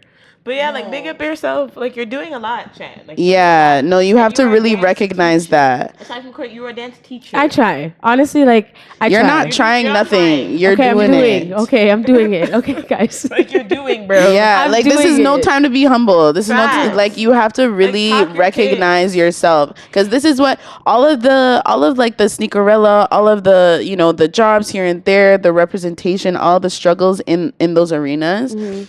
All of that was shaping you. You know what I mean? All of that was shaping you. All of that was teaching you. All of that was like collecting your resources that you already had, but just collecting them in a way so that you can really, really see them. But like, for real, I think that what you do is really important. And I think it's even more important that you are a Black woman doing it. I will always say it, because there are so many of us in these positions, but we get othered, we get erased. Right. People just forget that we're doing things. That part. No, but it really counts. Sorry, it really counts with the kids. It does. Oh, yeah. It does. No, for sure. 'Cause you're building Like up these another kids, generation. this generation of children, they're gonna grow up and they're gonna know what's up. You know, they're gonna be Definitely know what's self-aware. up. Yep. Yeah. They're gonna be knowledgeable in their crafts, but they're going to be self-aware because they have somebody self-aware teaching them. And you're preparing them for the best and the worst. I feel like that was something. There's a lot of things that made me realize that, like, yo, maybe I just gotta do things on my own. Maybe I gotta put myself out there. Maybe there's a my purpose is not just to be here, because in these same rooms, and it's no disrespect. You get it. You don't. And I feel that what happened with Sneakerella, what happened with all that the background that happened with it, I told myself, all right, well, how do I make myself go into the room without needing anybody to put me in the room? I gotta do it myself. I got to do it myself. I got to start off small to get big. So I said to myself, I'm like, you know what? I'm going to reach out to these people. I'm going to reach out to the artists. I'm going to work with the artists, because it starts from here. Like, I would love to, but I don't need to just jump to the Chris Browns and to jump to the Beyoncés and to jump to the Sierras and to jump to the major Atlantic record artists and jump behind them. If I start here and I have the people here that are like the local artists that are looking for that representation, maybe I can be the ears where I say, nah, like, you need to treat dancers the way that dancers need to be treated. What if it starts with me? What if that city that we had at one point, where we were a unity, where we were a community, what if what if I try to reshape it?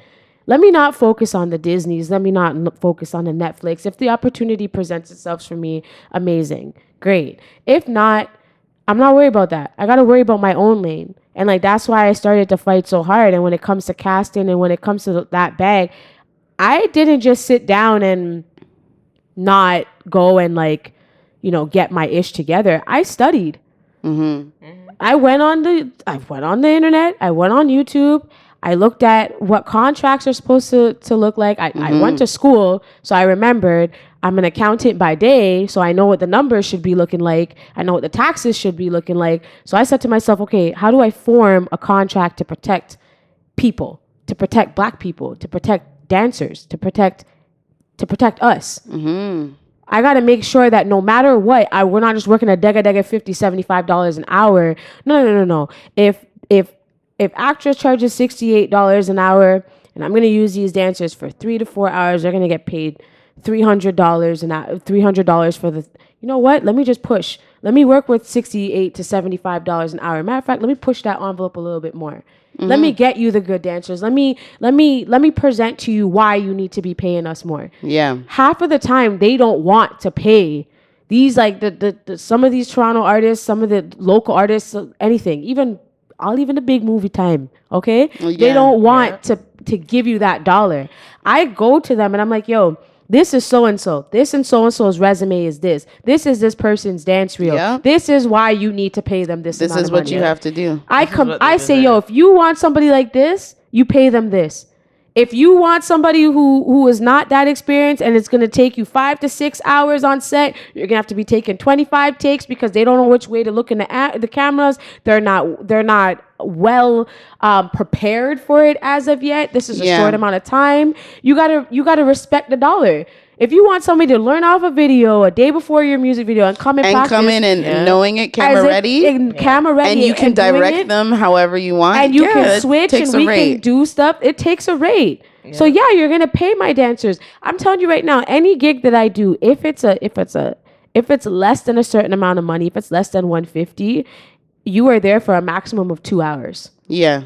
And if you are not there, if you're there for more than 2 hours, I charge an overtime fee. All my dancers. Oh yeah. All of them. Oh yeah. $50 to $100 an hour. $50 per half an hour. $100 per hour. Yeah. If you go over 601, I don't care. Pay them their rate. Absolutely. It has to be signed. It's in these documents. It's in these contracts. So when I'm doing all this stuff to make sure that we are taken care of, and then I feel that belittlement that you were talking about, where it's like, now I have that leadership role, and they kind of look at me like, well, why do you have that leadership role? What did you do? I didn't see you on Sneakerella. I didn't see you at this. I didn't see you at this. I didn't see you at this. I didn't see you at this. You're not on this. You don't get posted when you book a job. What principal role did you do? And I'm like, baby girl, you know that I've been doing this, like I've been dancing. Maybe I don't need to be on the biggest projects, but now I'm handling projects. So And also like the biggest according to whom, you know what I mean? Like it's biggest, maybe the most publicized. that's it. Yeah. Right? Like the most publicized doesn't mean anything. But that It goes doesn't mean back to nothing. people Because it not could be talking so about it. It's not a publicized and thing. you're still really not getting paid that much. Exactly. You still can't That pay your part. phone bill. That part, because The it phone was bills are like it was $150. funny because That's what I'm saying. I'm telling you, I was talking to a dancer that was on a booking that you recently did, and I was talking to them, and they're like, no, like, good for you for doing something like this, because this is amount of money that I got paid for doing something that was longer than this and more tedious, and you made this so easy. You made this process so easy for us to be in and out and get our money.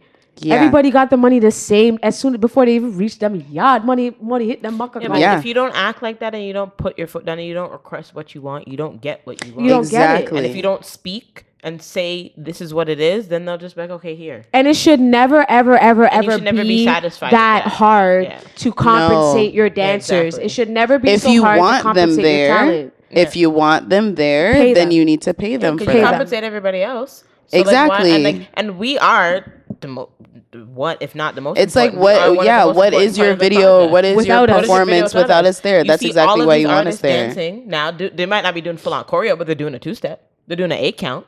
So I mean, you do need us. So, Yeah. It is always the mystery. It's I think I was talking to Addie about this earlier this week. It's just this mystery of dance always being the department that suffers, no matter what. Always. No matter what. No matter what. No Oh my matter gosh. what. I still, I'm still trying to figure it out. I'm still Yeah. trying to understand what it is about that and what we can do to, I don't know, better communicate. But it often feels like there's nothing that we can do besides just do our best in creating an And hope for the experience that's best. worthwhile for people. Yeah. But oh man, like the arguments.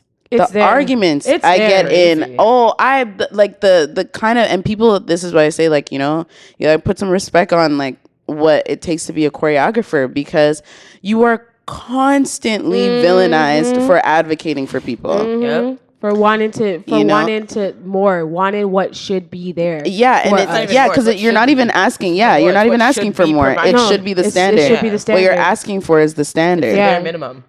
that I'm You know, asking and for. then the worst part is when people bring you onto projects knowing, like, seeing you and knowing exactly what you offer and wanting that, and then you start to do the very thing, Yeah. and then they say, "Oh no, that's too much. That's not what we wanted for the dance. The dance is just too much now." Yeah. No. And you're like, "No, but wait, No, Wait, what do you a minute, mean? but wait, that's what do you asked what do for. you mean?" I'm bringing your vision to light. That's Yeah. what you. This is what you said you wanted. If you want to change that, Yeah. sure, whatever. We could have a conversation about it as it evolves. However, if it's a matter of, oh, I didn't think that dance would take this much, or cost this much, or needed this much time, then I don't know what to tell you. Like that, I think that is rooted from your misunderstanding of what dance entails, and you thinking that we can just come out of nowhere and just pull it out of a hat. Yeah, Yeah. and that's what it is. It's like, well, it's just dancing. And I'm just like, that's not how this works. If people understood the fight, it's almost like you guys booking these Disney's job is way easier than what I'm doing right now. This is something that it's not for the weak. What I'm doing, you got to be a strong-minded, educated individual to sit back Big on the and to do educated. that. Educated. You Yeah. have to be educated and sit down and make sure that you are there and that you stand firm on your negotiations and your decision making. I don't second guess anything. I make sure, like, nah, I stand for this. Do you know how many times I've gone into rooms where they're like, well, can we work with this instead, or can you do this instead? I'm like, no, this is not, because this is what you have, and you're Yeah. gonna get greatness. And I was doing the music video, and like the artist looked at me and said, I see why you say what you say when in terms of dancers and rates. He's like, I see it. Yeah. They're Yeah. like, look how I quick they remember just did that. Yeah. They're like, they did that in like 2 seconds. He's like, I get it. He's like, this is not enough money. I'm going to pay them Yeah. more. And I got them more money. Just because the artist stood there, crossed his arms and said, damn. Yeah, I had an experience similar to that, except it went the other route. Like I had on the last job that I did, and that was also a really difficult job because the up top there wasn't a lot of understanding of what dance entails, what a musical entails. And so unfortunately the biggest hit was in time management. Now I'm coming from a union standpoint where I'm like, okay, at this hour, you're going to have to pay people this much now. At this hour, it jumps up to like 150%. At this hour, it starts 200%. You don't give them their turnaround, then they're starting their day at 200% tomorrow, and then it goes day by day. Or things like, hey, if you don't feed these people at this time, then every 6 minutes you're paying a jump up of XYZ percent in addition to what you're already paying them. What that rate is. And that was overwhelming for them to experience because they had no idea what that entailed. Now, is it my job to inform them of all of this? Not necessarily within the confines of, you know, a set where, you know, you have your director, you have an AD, you have such and such. Like typically it would be like your AD or your producer telling you this information and reminding you of it. But unfortunately, I just so happened to have more knowledge in the ACTRA arena. Right. But that created an issue of power dynamics because although the choreographer should be and always needs to be vocal on the topic of how dancers are treated and managed, the specifics of how that goes down isn't really within my jurisdiction as my department. It's just me to just allocate their focus to it, fight for it, but as far as like the laid down logistics, that's not my job. Right. So created a little bit of heavy conversation between all of us because shouldn't have been coming from me. Right. And the people that it should have been coming from unfortunately just weren't stationed properly and knowledgeable properly in order to fulfill these to fulfill this conversation. And so the dancers were there for entirely too long. But I was just like, you know, everybody's being a good sport, but this is like unacceptable. But, you know, we just never really got to that understanding in a way that changed the director and the producers, like their behavior and like their outlook towards dance at a point where they finally understood it was just way too late. People were already being taken advantage of. I had already overextended myself, like meeting after meeting, call after call, trying to get them to understand, and we just had to kind of go to ACTRA with it. Like it just got to that point. And so, you know, like at the end of the day, it was one of those crossed hand moments where they were all looking at it and they said, oh, wow, like we get it now. We get why we really needed you to assert yourself as the choreographer. We get why these dancers needed to be paid more. We get why the time shouldn't have been handled in this way. All of these things. But the changes, unfortunately, weren't made in time. But you know, it comes down to the same principle, is that people operating always want to incorporate dance into their stuff, but they don't have the knowledge. And then when somebody else asserts themselves with the knowledge, they don't always give them the time of day. It takes a fight. It takes a fight, and it takes somebody with the strength to be able to do that. Yeah, because it is a struggle. It's a struggle with these big companies, these big productions. It's a struggle with everything, and I think that it's not for the weak. That's why I always say, like, when you call yourselves and you want to be self, you want to have that self. What's the word I'm trying to look for right now? What called?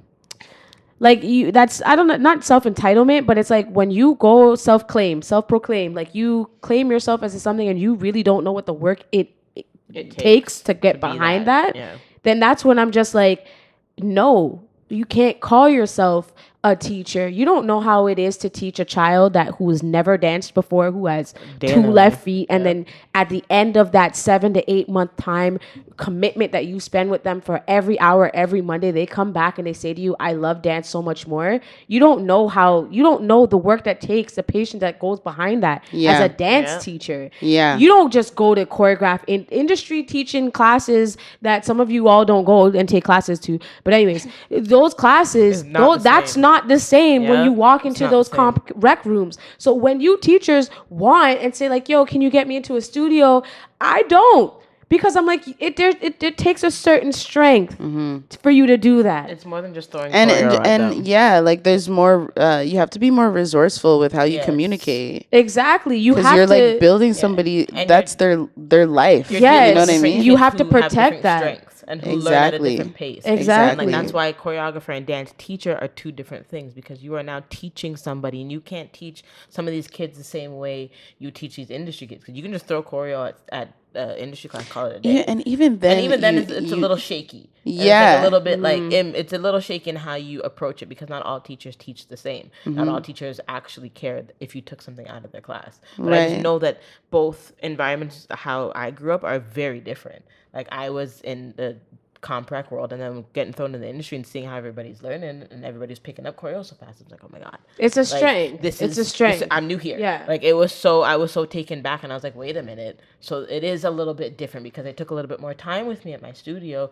Here, when you're in these classes for an hour, it's not so much time that can be taken. So how can I adapt to this new environment? And I think some people who want to teach and who want to jump into be a choreographer, dance teacher don't know. They don't know what it is, and it's just you're just not ready. It's just that's what it is. It's okay. It's okay. It's fine. You don't have to. Don't say what qualifies you just because of your followers. What qualifies like that. First of all, don't ever in your life, and you know who you are, ever come into my DMs and ask me what qualifies or what tech me for do something, because I will tell you about what tech for you. And all right. It's a godly episode. Okay. So that is what I mean. There's a different strength. You had to go and sit down in a room and talk to producers and directors and writers and visuals and say, yo, if this happens and this, it's the resources. You can't just call yourself something without being educated on how to, if you were to be put in this situation. You must have a plan A, B, C, D, E, F, G, H, I, J, K. There's a backup plan for everything. I have to make sure whatever scenario I am faced, that they are protected, that dancers are protected, because I wasn't protected when I was asked to do these things. Yeah. When I was asked to do stuff, I wasn't protected. And when I said I wanted more money, they looked at me funny. Yeah. And it was like, do you want to get paid overtime? I did a documentary, Squeezebox. Back in the day, I was 16, 17. I did it. It was after... I don't know what I did, but I did something. What did I do? The video game. Bella Dancerella. There you go. Yeah. And I booked that. You're outside, bro. I'm sorry, guys. I get a little I booked hot. that and I did it. And I remember I was there. We were supposed to be there maybe like 3 hours. You guys were there like all day. I was there for a solid 13 hours. Yeah. Oh, no. Yeah. And these people asked me. And she was like 16. You don't want to get overtime, right? What do you mean? I was like, about the back foot. Yes, I do. Yeah. I was like, of course I do. I was like, yes, sign me up. Sign me up, please. I signed my name on the dotted line. They weren't trying to pay. And this was from 2000 and whatever. You can't even do the maths. You can't even do the maths because that's how far it was. Right. This is it's an ongoing battle. Yeah. So from that time at 17, when I had to make the decision to put my foot down, I have been practicing to put my foot down since. Yeah. And I'm still putting my foot down. And if that means you get taken off the job, then great, you dodge a bullet. I dodged the bullet, and it's okay. But the thing is that maybe this process with Tweetations. Oh my gosh, look, I called it Tweetations and not Tweetalicious. I know I was about to say, but also I was gonna say like maybe I shouldn't say that it's Tweetations. We can blur it out. I can block it. I can. Okay. Remember editing? Yeah. Right. Okay, relax. First of all, guys, I'm not the strength of all strengths. Yeah, you are. No, I can. But you have the skill. I can do the beep. I can beep it up. So okay, we won't let them know that it is. Okay, good. The delicious, right? The delicious. Even with that, maybe now that if the opportunity comes where it does get moving and grooving, they know that now, so that you can secure a better experience. It sucks for the dancers that had to be like, I don't want to say guinea pigs, but they had to go through that process. Yeah, I mean, what I lean on and what I'm really, really hoping is that the dancers well, I mean, like we got like a pretty reasonable bunch of people who just, you know, can think for themselves. Right. And there were a few of them, obviously, who I'm already friends with, who kind of like knew the struggles that I was facing prior to even stepping into the room. Right. And then there were some who were on in earlier days who saw kind of how things were going. And I think like we can all kind of look and see when it's coming from other directions, when that chaos is coming from other directions. And I think I hope that they saw the effort that I was putting in to try and make sure that they weren't getting taken advantage of. Thankfully, what they were doing was pretty minimal. Right. But it's kind of one of those. We'll see if we even. Hopefully it does. You know, I hope that it grows. I hope that it builds. I just don't know if I will be there. That's okay. That's I know fine. those ones. You know, it might be just one of those where the work dynamic, it just doesn't work for me. But I do hope that the dancers were able to still like experience the beauty of being there.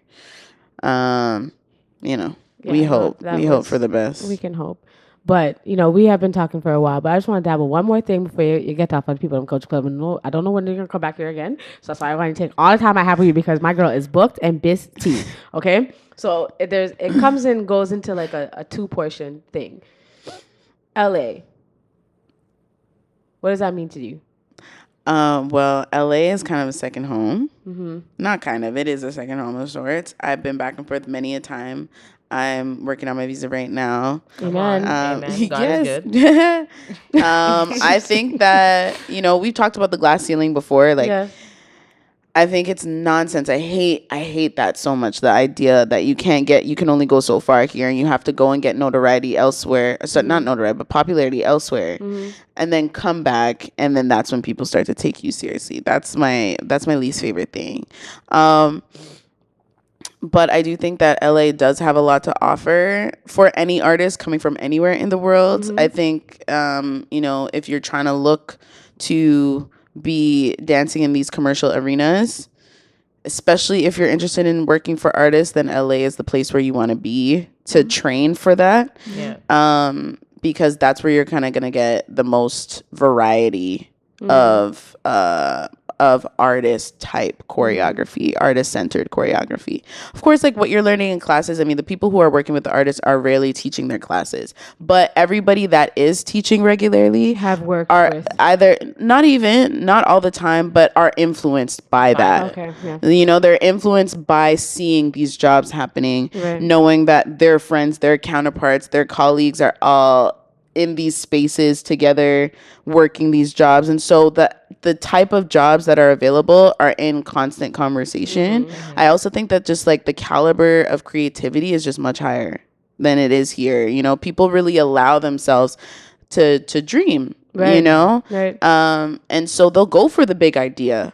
And they'll go for the crazy kind of maybe off kilter one too, the more abstract one. Like the people go to LA when they feel something in themselves that's bursting out, and they just don't they don't see any other option. You know, but to express it. Like you're meeting people in that time of their lives where they're trying to claim it, and that changes the energy. Sometimes it can get to be a little much, right? You have people who are, you know, who are big chested but don't have the skills to back it up. You know what I mean? And they're just big headed. But at least they have belief in themselves. That's what you respect. You're like, wow, like I'm dancing circles around you, but you don't even care because you believe so much in yourself that I can't. Nothing I do can take that away from you. You know? Yeah. So I think like LA, for that reason, is really beneficial. But you know, it's not for the faint of heart. Are you gonna, like, if everything works out? I would go there. Are you gonna stay, or would you go back? I would definitely go. I definitely would go. I would be based out there. My partner's out there, so it makes sense to be based out there. I don't envision a life where I'm ever in LA completely and I'm not back home ever, just because right now, especially on the choreography front, there's a lot of work that I'm doing here, and I'm really happy about that. And so as far as my dance career, LA is that for me, right? And so I envision myself, I like pray that that's where I'm being led towards. I get to do the artist thing. I get to tour. I get to, perform. But I'll definitely be back and forth.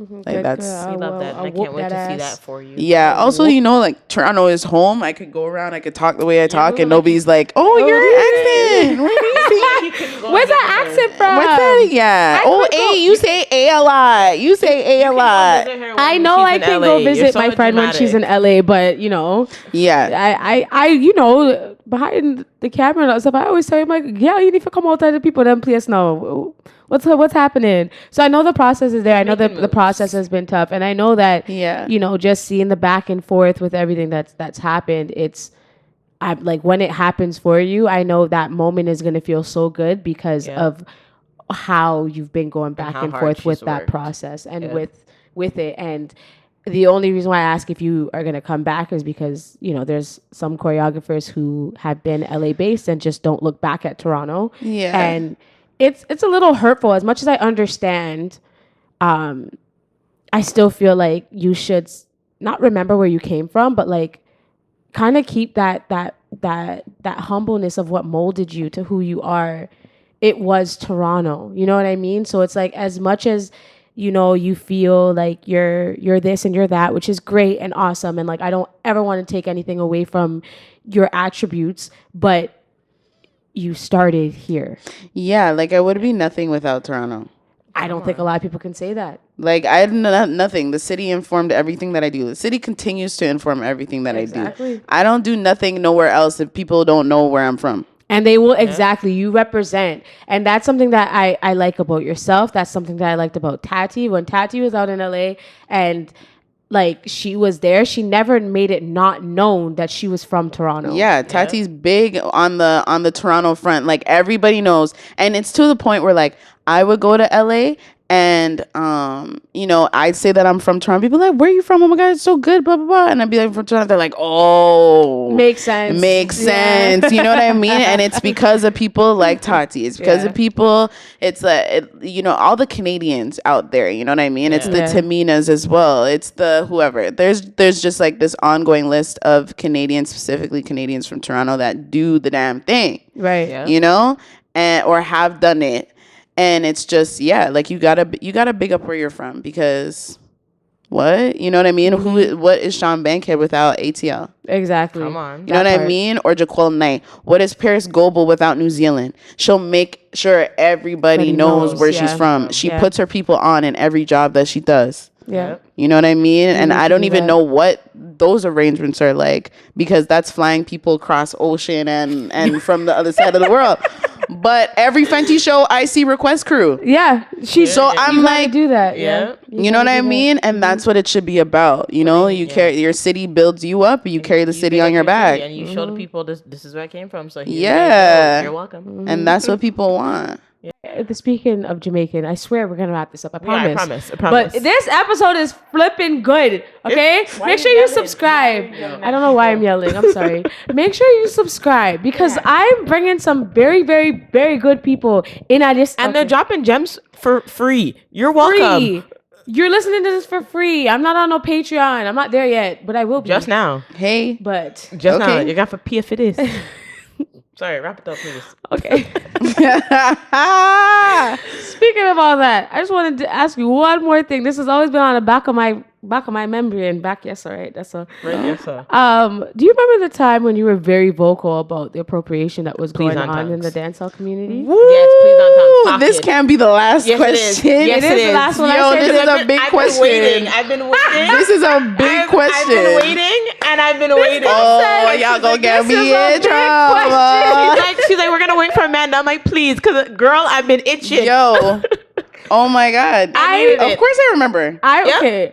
I remember how vocal you were, and I think that was what inspired me to stop biting my tongue. Yeah. Because I felt the same way, and I wasn't saying anything. And I was like, man, look at I felt Listen, that. I'm here to get in trouble all the time. Yeah, me too. I just want to know, I'm here getting in trouble. What is your thoughts on the dancehall community in Toronto and the appropriation that is behind it? Oh, I don't know. I think black men need to stop enabling white women. Period. Point blank. Like that. It really starts inside the house. Okay. What time? At one time, no, I'm on watch time. No, Like, that's It's facts. true. No, it's facts. That's it facts. really starts from there. It does. It starts there. Yeah. That's actually my only thought.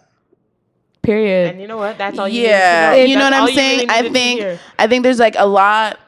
There's like entirely too much information out there. Mm-hmm. There are way too many people in positions of leadership who are knowledgeable, know what they're doing, who can nurture people properly, Yep. but instead folks go to where they just get, I don't know, they just get buttered up. Of course you want to go learn from XYZ because they give you the solo and make you shake your ass in front and don't tell you say that it doesn't belong here. No, and they don't tell you that you should not be twerking in dance hall. I'm just plugging in the computer because it's gonna. Okay, you know what I mean? Yeah, like it's just it's a lot. It's a lot, and like I feel like you said, it's the black men enabling the white women, and it's annoying. Yeah, and it's you know just what? like, It's on why? us too. It It is starts on there, us, 'cause we don't- and then the black women, we're just But happy to be in the room. But I don't think- know what's happening I there. think it's a lot. It's a lot because I think at the point where for me, I'm not fighting that. I shouldn't have to fight for what makes sense. You know what you're saying, that we are just happy to be in the room, but Mataya just happy to be in the room. Mataya fight. No. Why is it obvious? Why? I'm just like, why are you I'm putting- confused. I'm why are you confused. putting a I'm white like, woman in the center of a dance hall situation. That part. I don't understand. I It's don't right there. understand. It's right there mind you, available for you. Jamaicans come in different colors, races, and all that stuff. No, but a it's white when woman, it's when hold on. Sorry, go It's ahead, go when ahead. it's Sorry. when the white person that you're putting, the white women that you are putting in the front who have never taken a lick of a dance hall class ever, but they just have the privilege to know substance or be around dance hall because I getting out of bedroom together. Yeah. That is their dance hall class. That is their dance hall class. Bedroom bully. And no, man, I'm gonna be honest with you now. Like, let's call a spade a spade. Yeah. I don't need to sugarcoat it. It's true. These girls that are in the front, have you seen them in a dance hall class? One is in a dance hall class. The other ones, have you seen in a dance hall class? No. That is appropriation, and I'm tired of seeing it. And I'm still seeing it. People are putting on a costume and going out on road being a brand. The brand that you are being or that you are engaging with or you are representing or you're using to book, the brand that you are, this facade that you're living, this alter ego that you're living is an actual person. That is a human being that you are embodying. Yeah. You are embodying somebody who walks around but them not take off them wig. The wig is them. The wig is them. I am the wig. You are putting on a facade and going outside and engaging and being somebody. When you come home, you take off the wig. You take off the and you nails. don't have to experience the all of the turmoil that comes with that. Exactly. They don't You get don't have it. to take it experience off the and lay your pain head that at comes night. with it. Yeah. You don't have to. You get to go out and get ready and put yourself together and put on your alter ego and say, "Yeah, Medea, I'm ready." But for us, that's not what It's it is. life. This is me. Exactly. This is their Y'all ever life. watch Dance Hall Queen? It's Did their you watch life. the movie? It's their life. That was her. She didn't wake up at When- 7 to become a dance hall queen. She was that. When you start behaving and acting like this is something that Taz said. If you didn't watch that episode with Taz, I don't know watch what you're it. doing. But Taz said, "Have you been to my Caribbean country? country? Have Anywhere. you been? Right. Have been you anywhere? experienced my culture in person?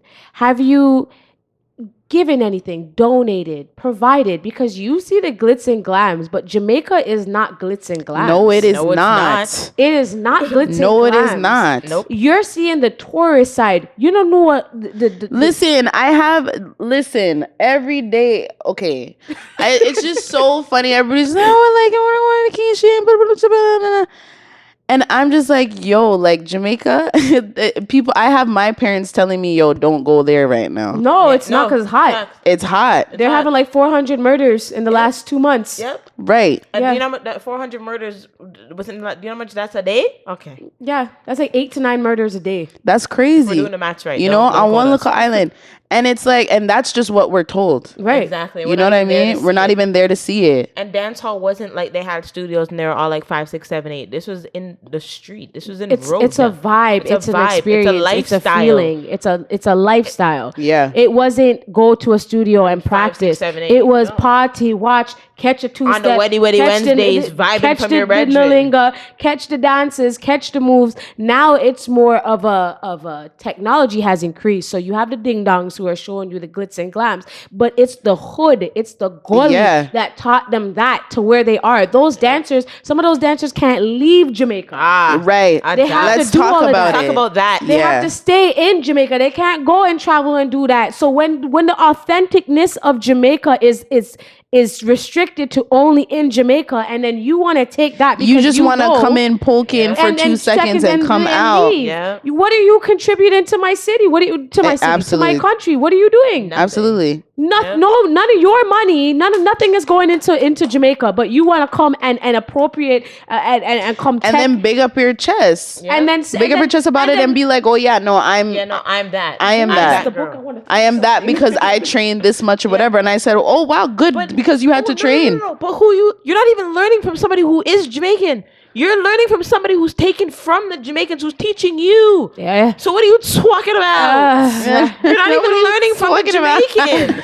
No, but How are it's you the gonna same sit thing. here It's like and say- it's the same thing with hip hop. You know what I mean? Oh. Like it's the exact same get thing. me We started. experience it on all fronts where blackness is used, and it's like it's inherently ours to express. But when we express it, we're belittled. We're ratchet. We're fired down. Yeah, Yep. like we're other. We're ghetto. ostracized. I We're want ghetto we're girls to be this. into my routine. And it's like, all right. And then you have people of all other races coming in and doing it, and they get all the glory. Yep. And they, to a point where they don't even know how to decenter themselves when it comes time. Exactly.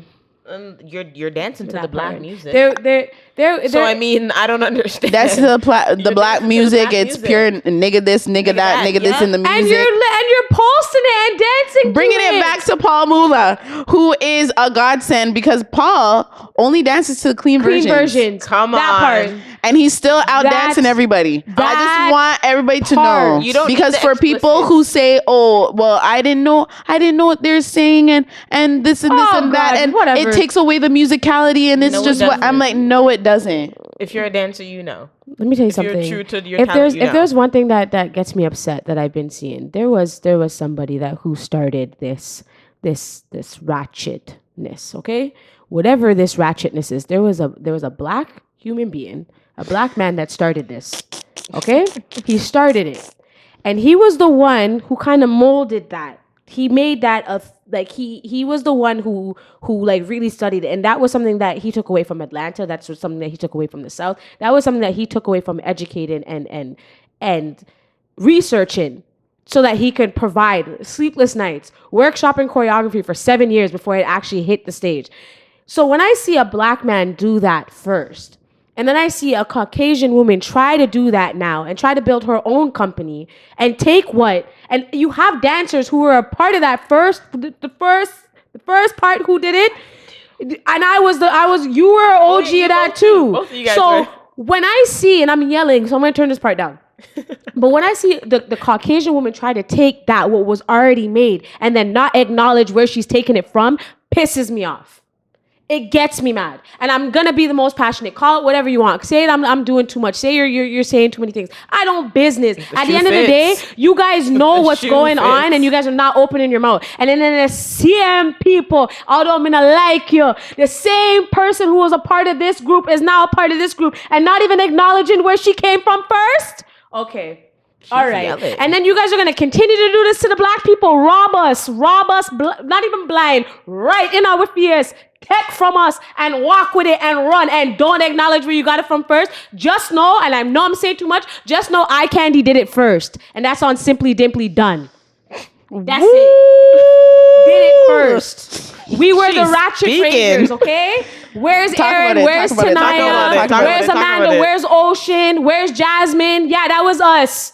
That was us. I don't know where you look at Dega Ratchet Rangers that come from now because none of know what the meaning behind it is. Anyways, So don't start. They're just trying to fit into the trend. I'm going to have to turn this whole section down because I'm hot. But I'm pissed. I'm so mad. And then it's like you're taking, and I see black girls standing there because they're this new generation of dancers who have no idea that somebody did it first already. And they just don't know where else to go. They just don't know where else to go. It's not that they don't have an idea. It's not that they don't have any idea. They have an idea and they know. They're just not using the resources because when the people that are outside trying to teach you this, you're not there.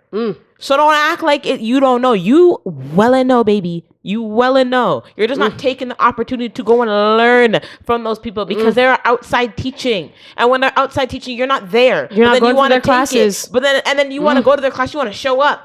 And then you want to take a little sprinkle. And then when you leave, you want to try to make something your own. And it's not yours.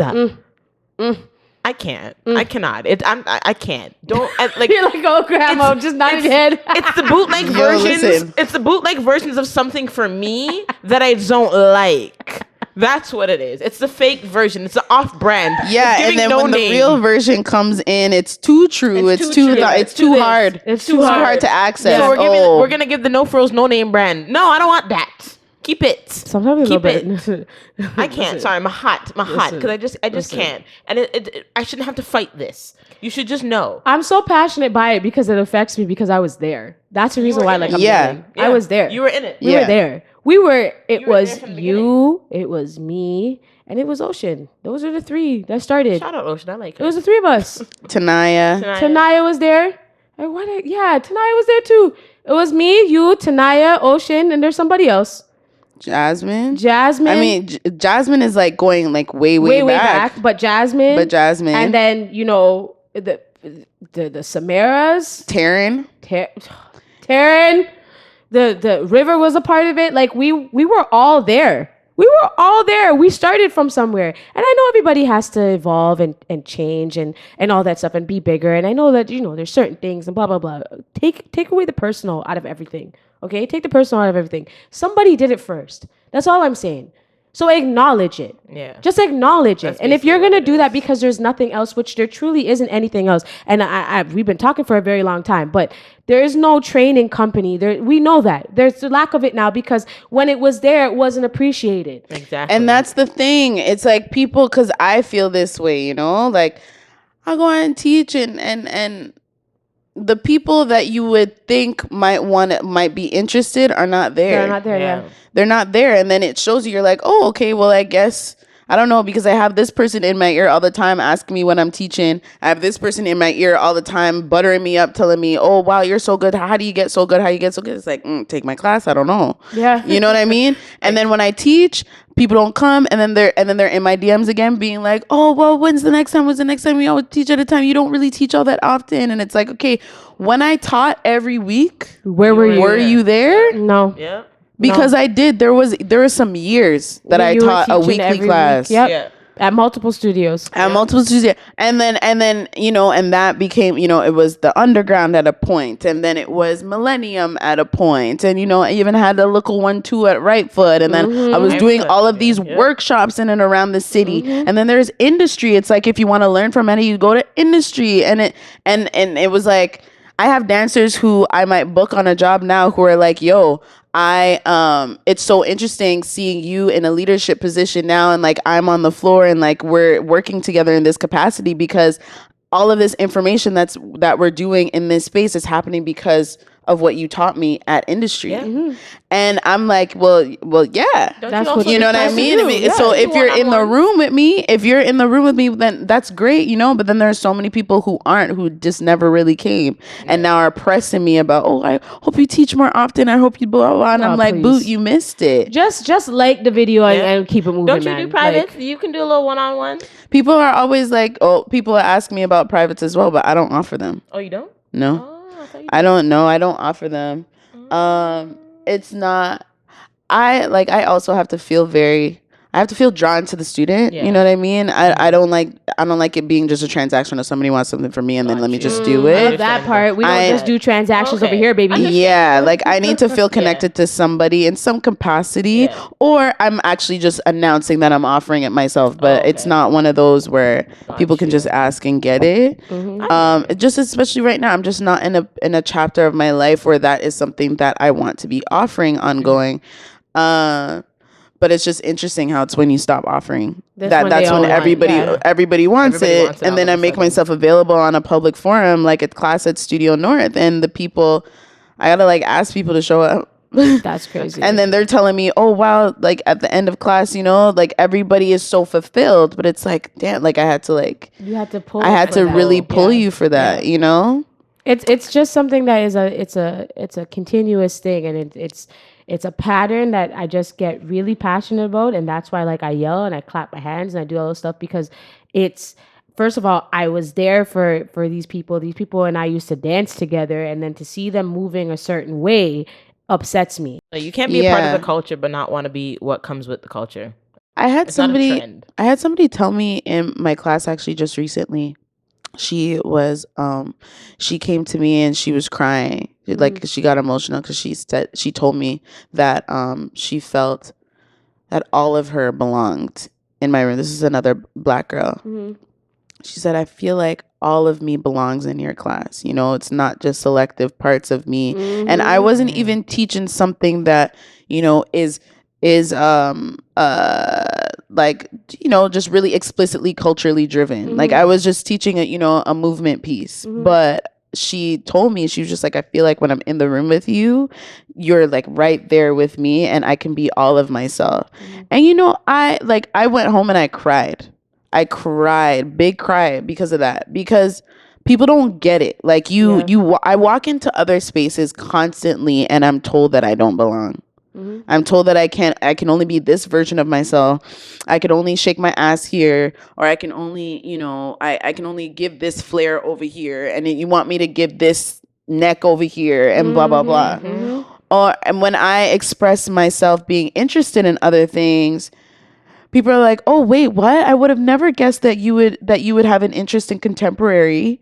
I would never thought that you blah blah blah blah." Or when we're doing something in a rehearsal or something, and people are just like, I want to do this kind of really, really inherently Black thing, and then looking to see if I have the skill set to do it because I'm the only Black person in the room. Like that is my experience on a day-to-day, you know? And so to be in spaces where I actually feel like I belong, and I just belong however I'm showing up. I don't belong just because I fit in how you see me. I belong because I'm there. You know, my identity is valued. Right. And what I have to offer is valued. You know what I mean? Like that means a lot to me. And I had somebody tell me that meant a lot to them in my class. I'm like, this is why we do it. This is why I do it. You know, like this is why being visible as a Black person in this industry is so important. This is why being uplifted as a Black person in this industry and in this community is so important, because you don't know whose life you're saving by continuing to do it, because we have so many spaces that strip us of our humanity constantly, at the same time that they're, you know, these spaces that say that they're uplifting us but are stripping us down at the same time. Facts. You know, like people don't get it. Like this is the day-to-day hard shit. I gotta work every day. Being Black is a full-time job. You know, so when I go and do my dance and I'm just trying to express, I don't need all the extra zhuzh. Now I gotta be thinking about, this white girl thinking that she could step to me because she's trained for X amount of time and has done this amount of time or whatever. She's paid her dues and she's worked in this industry for this long, and she can't smile up herself for 2 seconds to know that the whole reason why she's doing what she's doing is because of a Black person. Okay, that part. Thank you. And that's on that. You know what I mean? Like I don't have time for that. No, you don't. And it's just a constant pattern, and that's why I just, you know what, I walk with my head high, I walk with my chin even higher, and there's 3 things my mother always told me I had to do. I had to stay Black, serve God, and die. Period. That's it. Period. Because that's a big word. That's it. No, there's nothing else, because we always have to work 10 times harder Then the next person. We got to move 10 times harder. Yep. We got to think about things 10 times harder. Things Yep. are not just handed We have to to be us. more alert. It's we got to fight. We got to do Yep. this. And it's like, and it's because of that our liberation serves everybody. exactly. You can't limit me or use me when you need me for something and then feel like you can take over the rest of it because this is your Now you got the base foundation. No. Like that doesn't matter. What you're taking from and what you're gaining are two different things. And if you don't acknowledge what you're taking and gaining, then what are you doing? What are you doing it for? Yeah. At this point. So if you want to do whatever you want to do, continue. But at the end of the day, I'm just going to start calling it out like I see it. Have to. Yeah. Because at some point, if you don't start acknowledging it, like these classes, I'm tired of seeing, like you said, I'm tired of seeing people dance to me hearing nigga this, nigga that. Like, Yeah, no. I know. Like, I don't want to. I don't want to see version it. to If every you song. can dance to it, I know that you're saying it in the back of your head. Yeah. I know you say it because there's Yeah. no way you can just dance to it and hear it and know you're creating, like you said, the movement, the musicality, blah blah blah blah blah. Right? So if that's what you're doing, then you're saying it. Might as well just say it then. I'm tired of seeing people do that. Dance to the clean version. You're not black. It's insulting. And I'm gonna say it one more time. You're not black.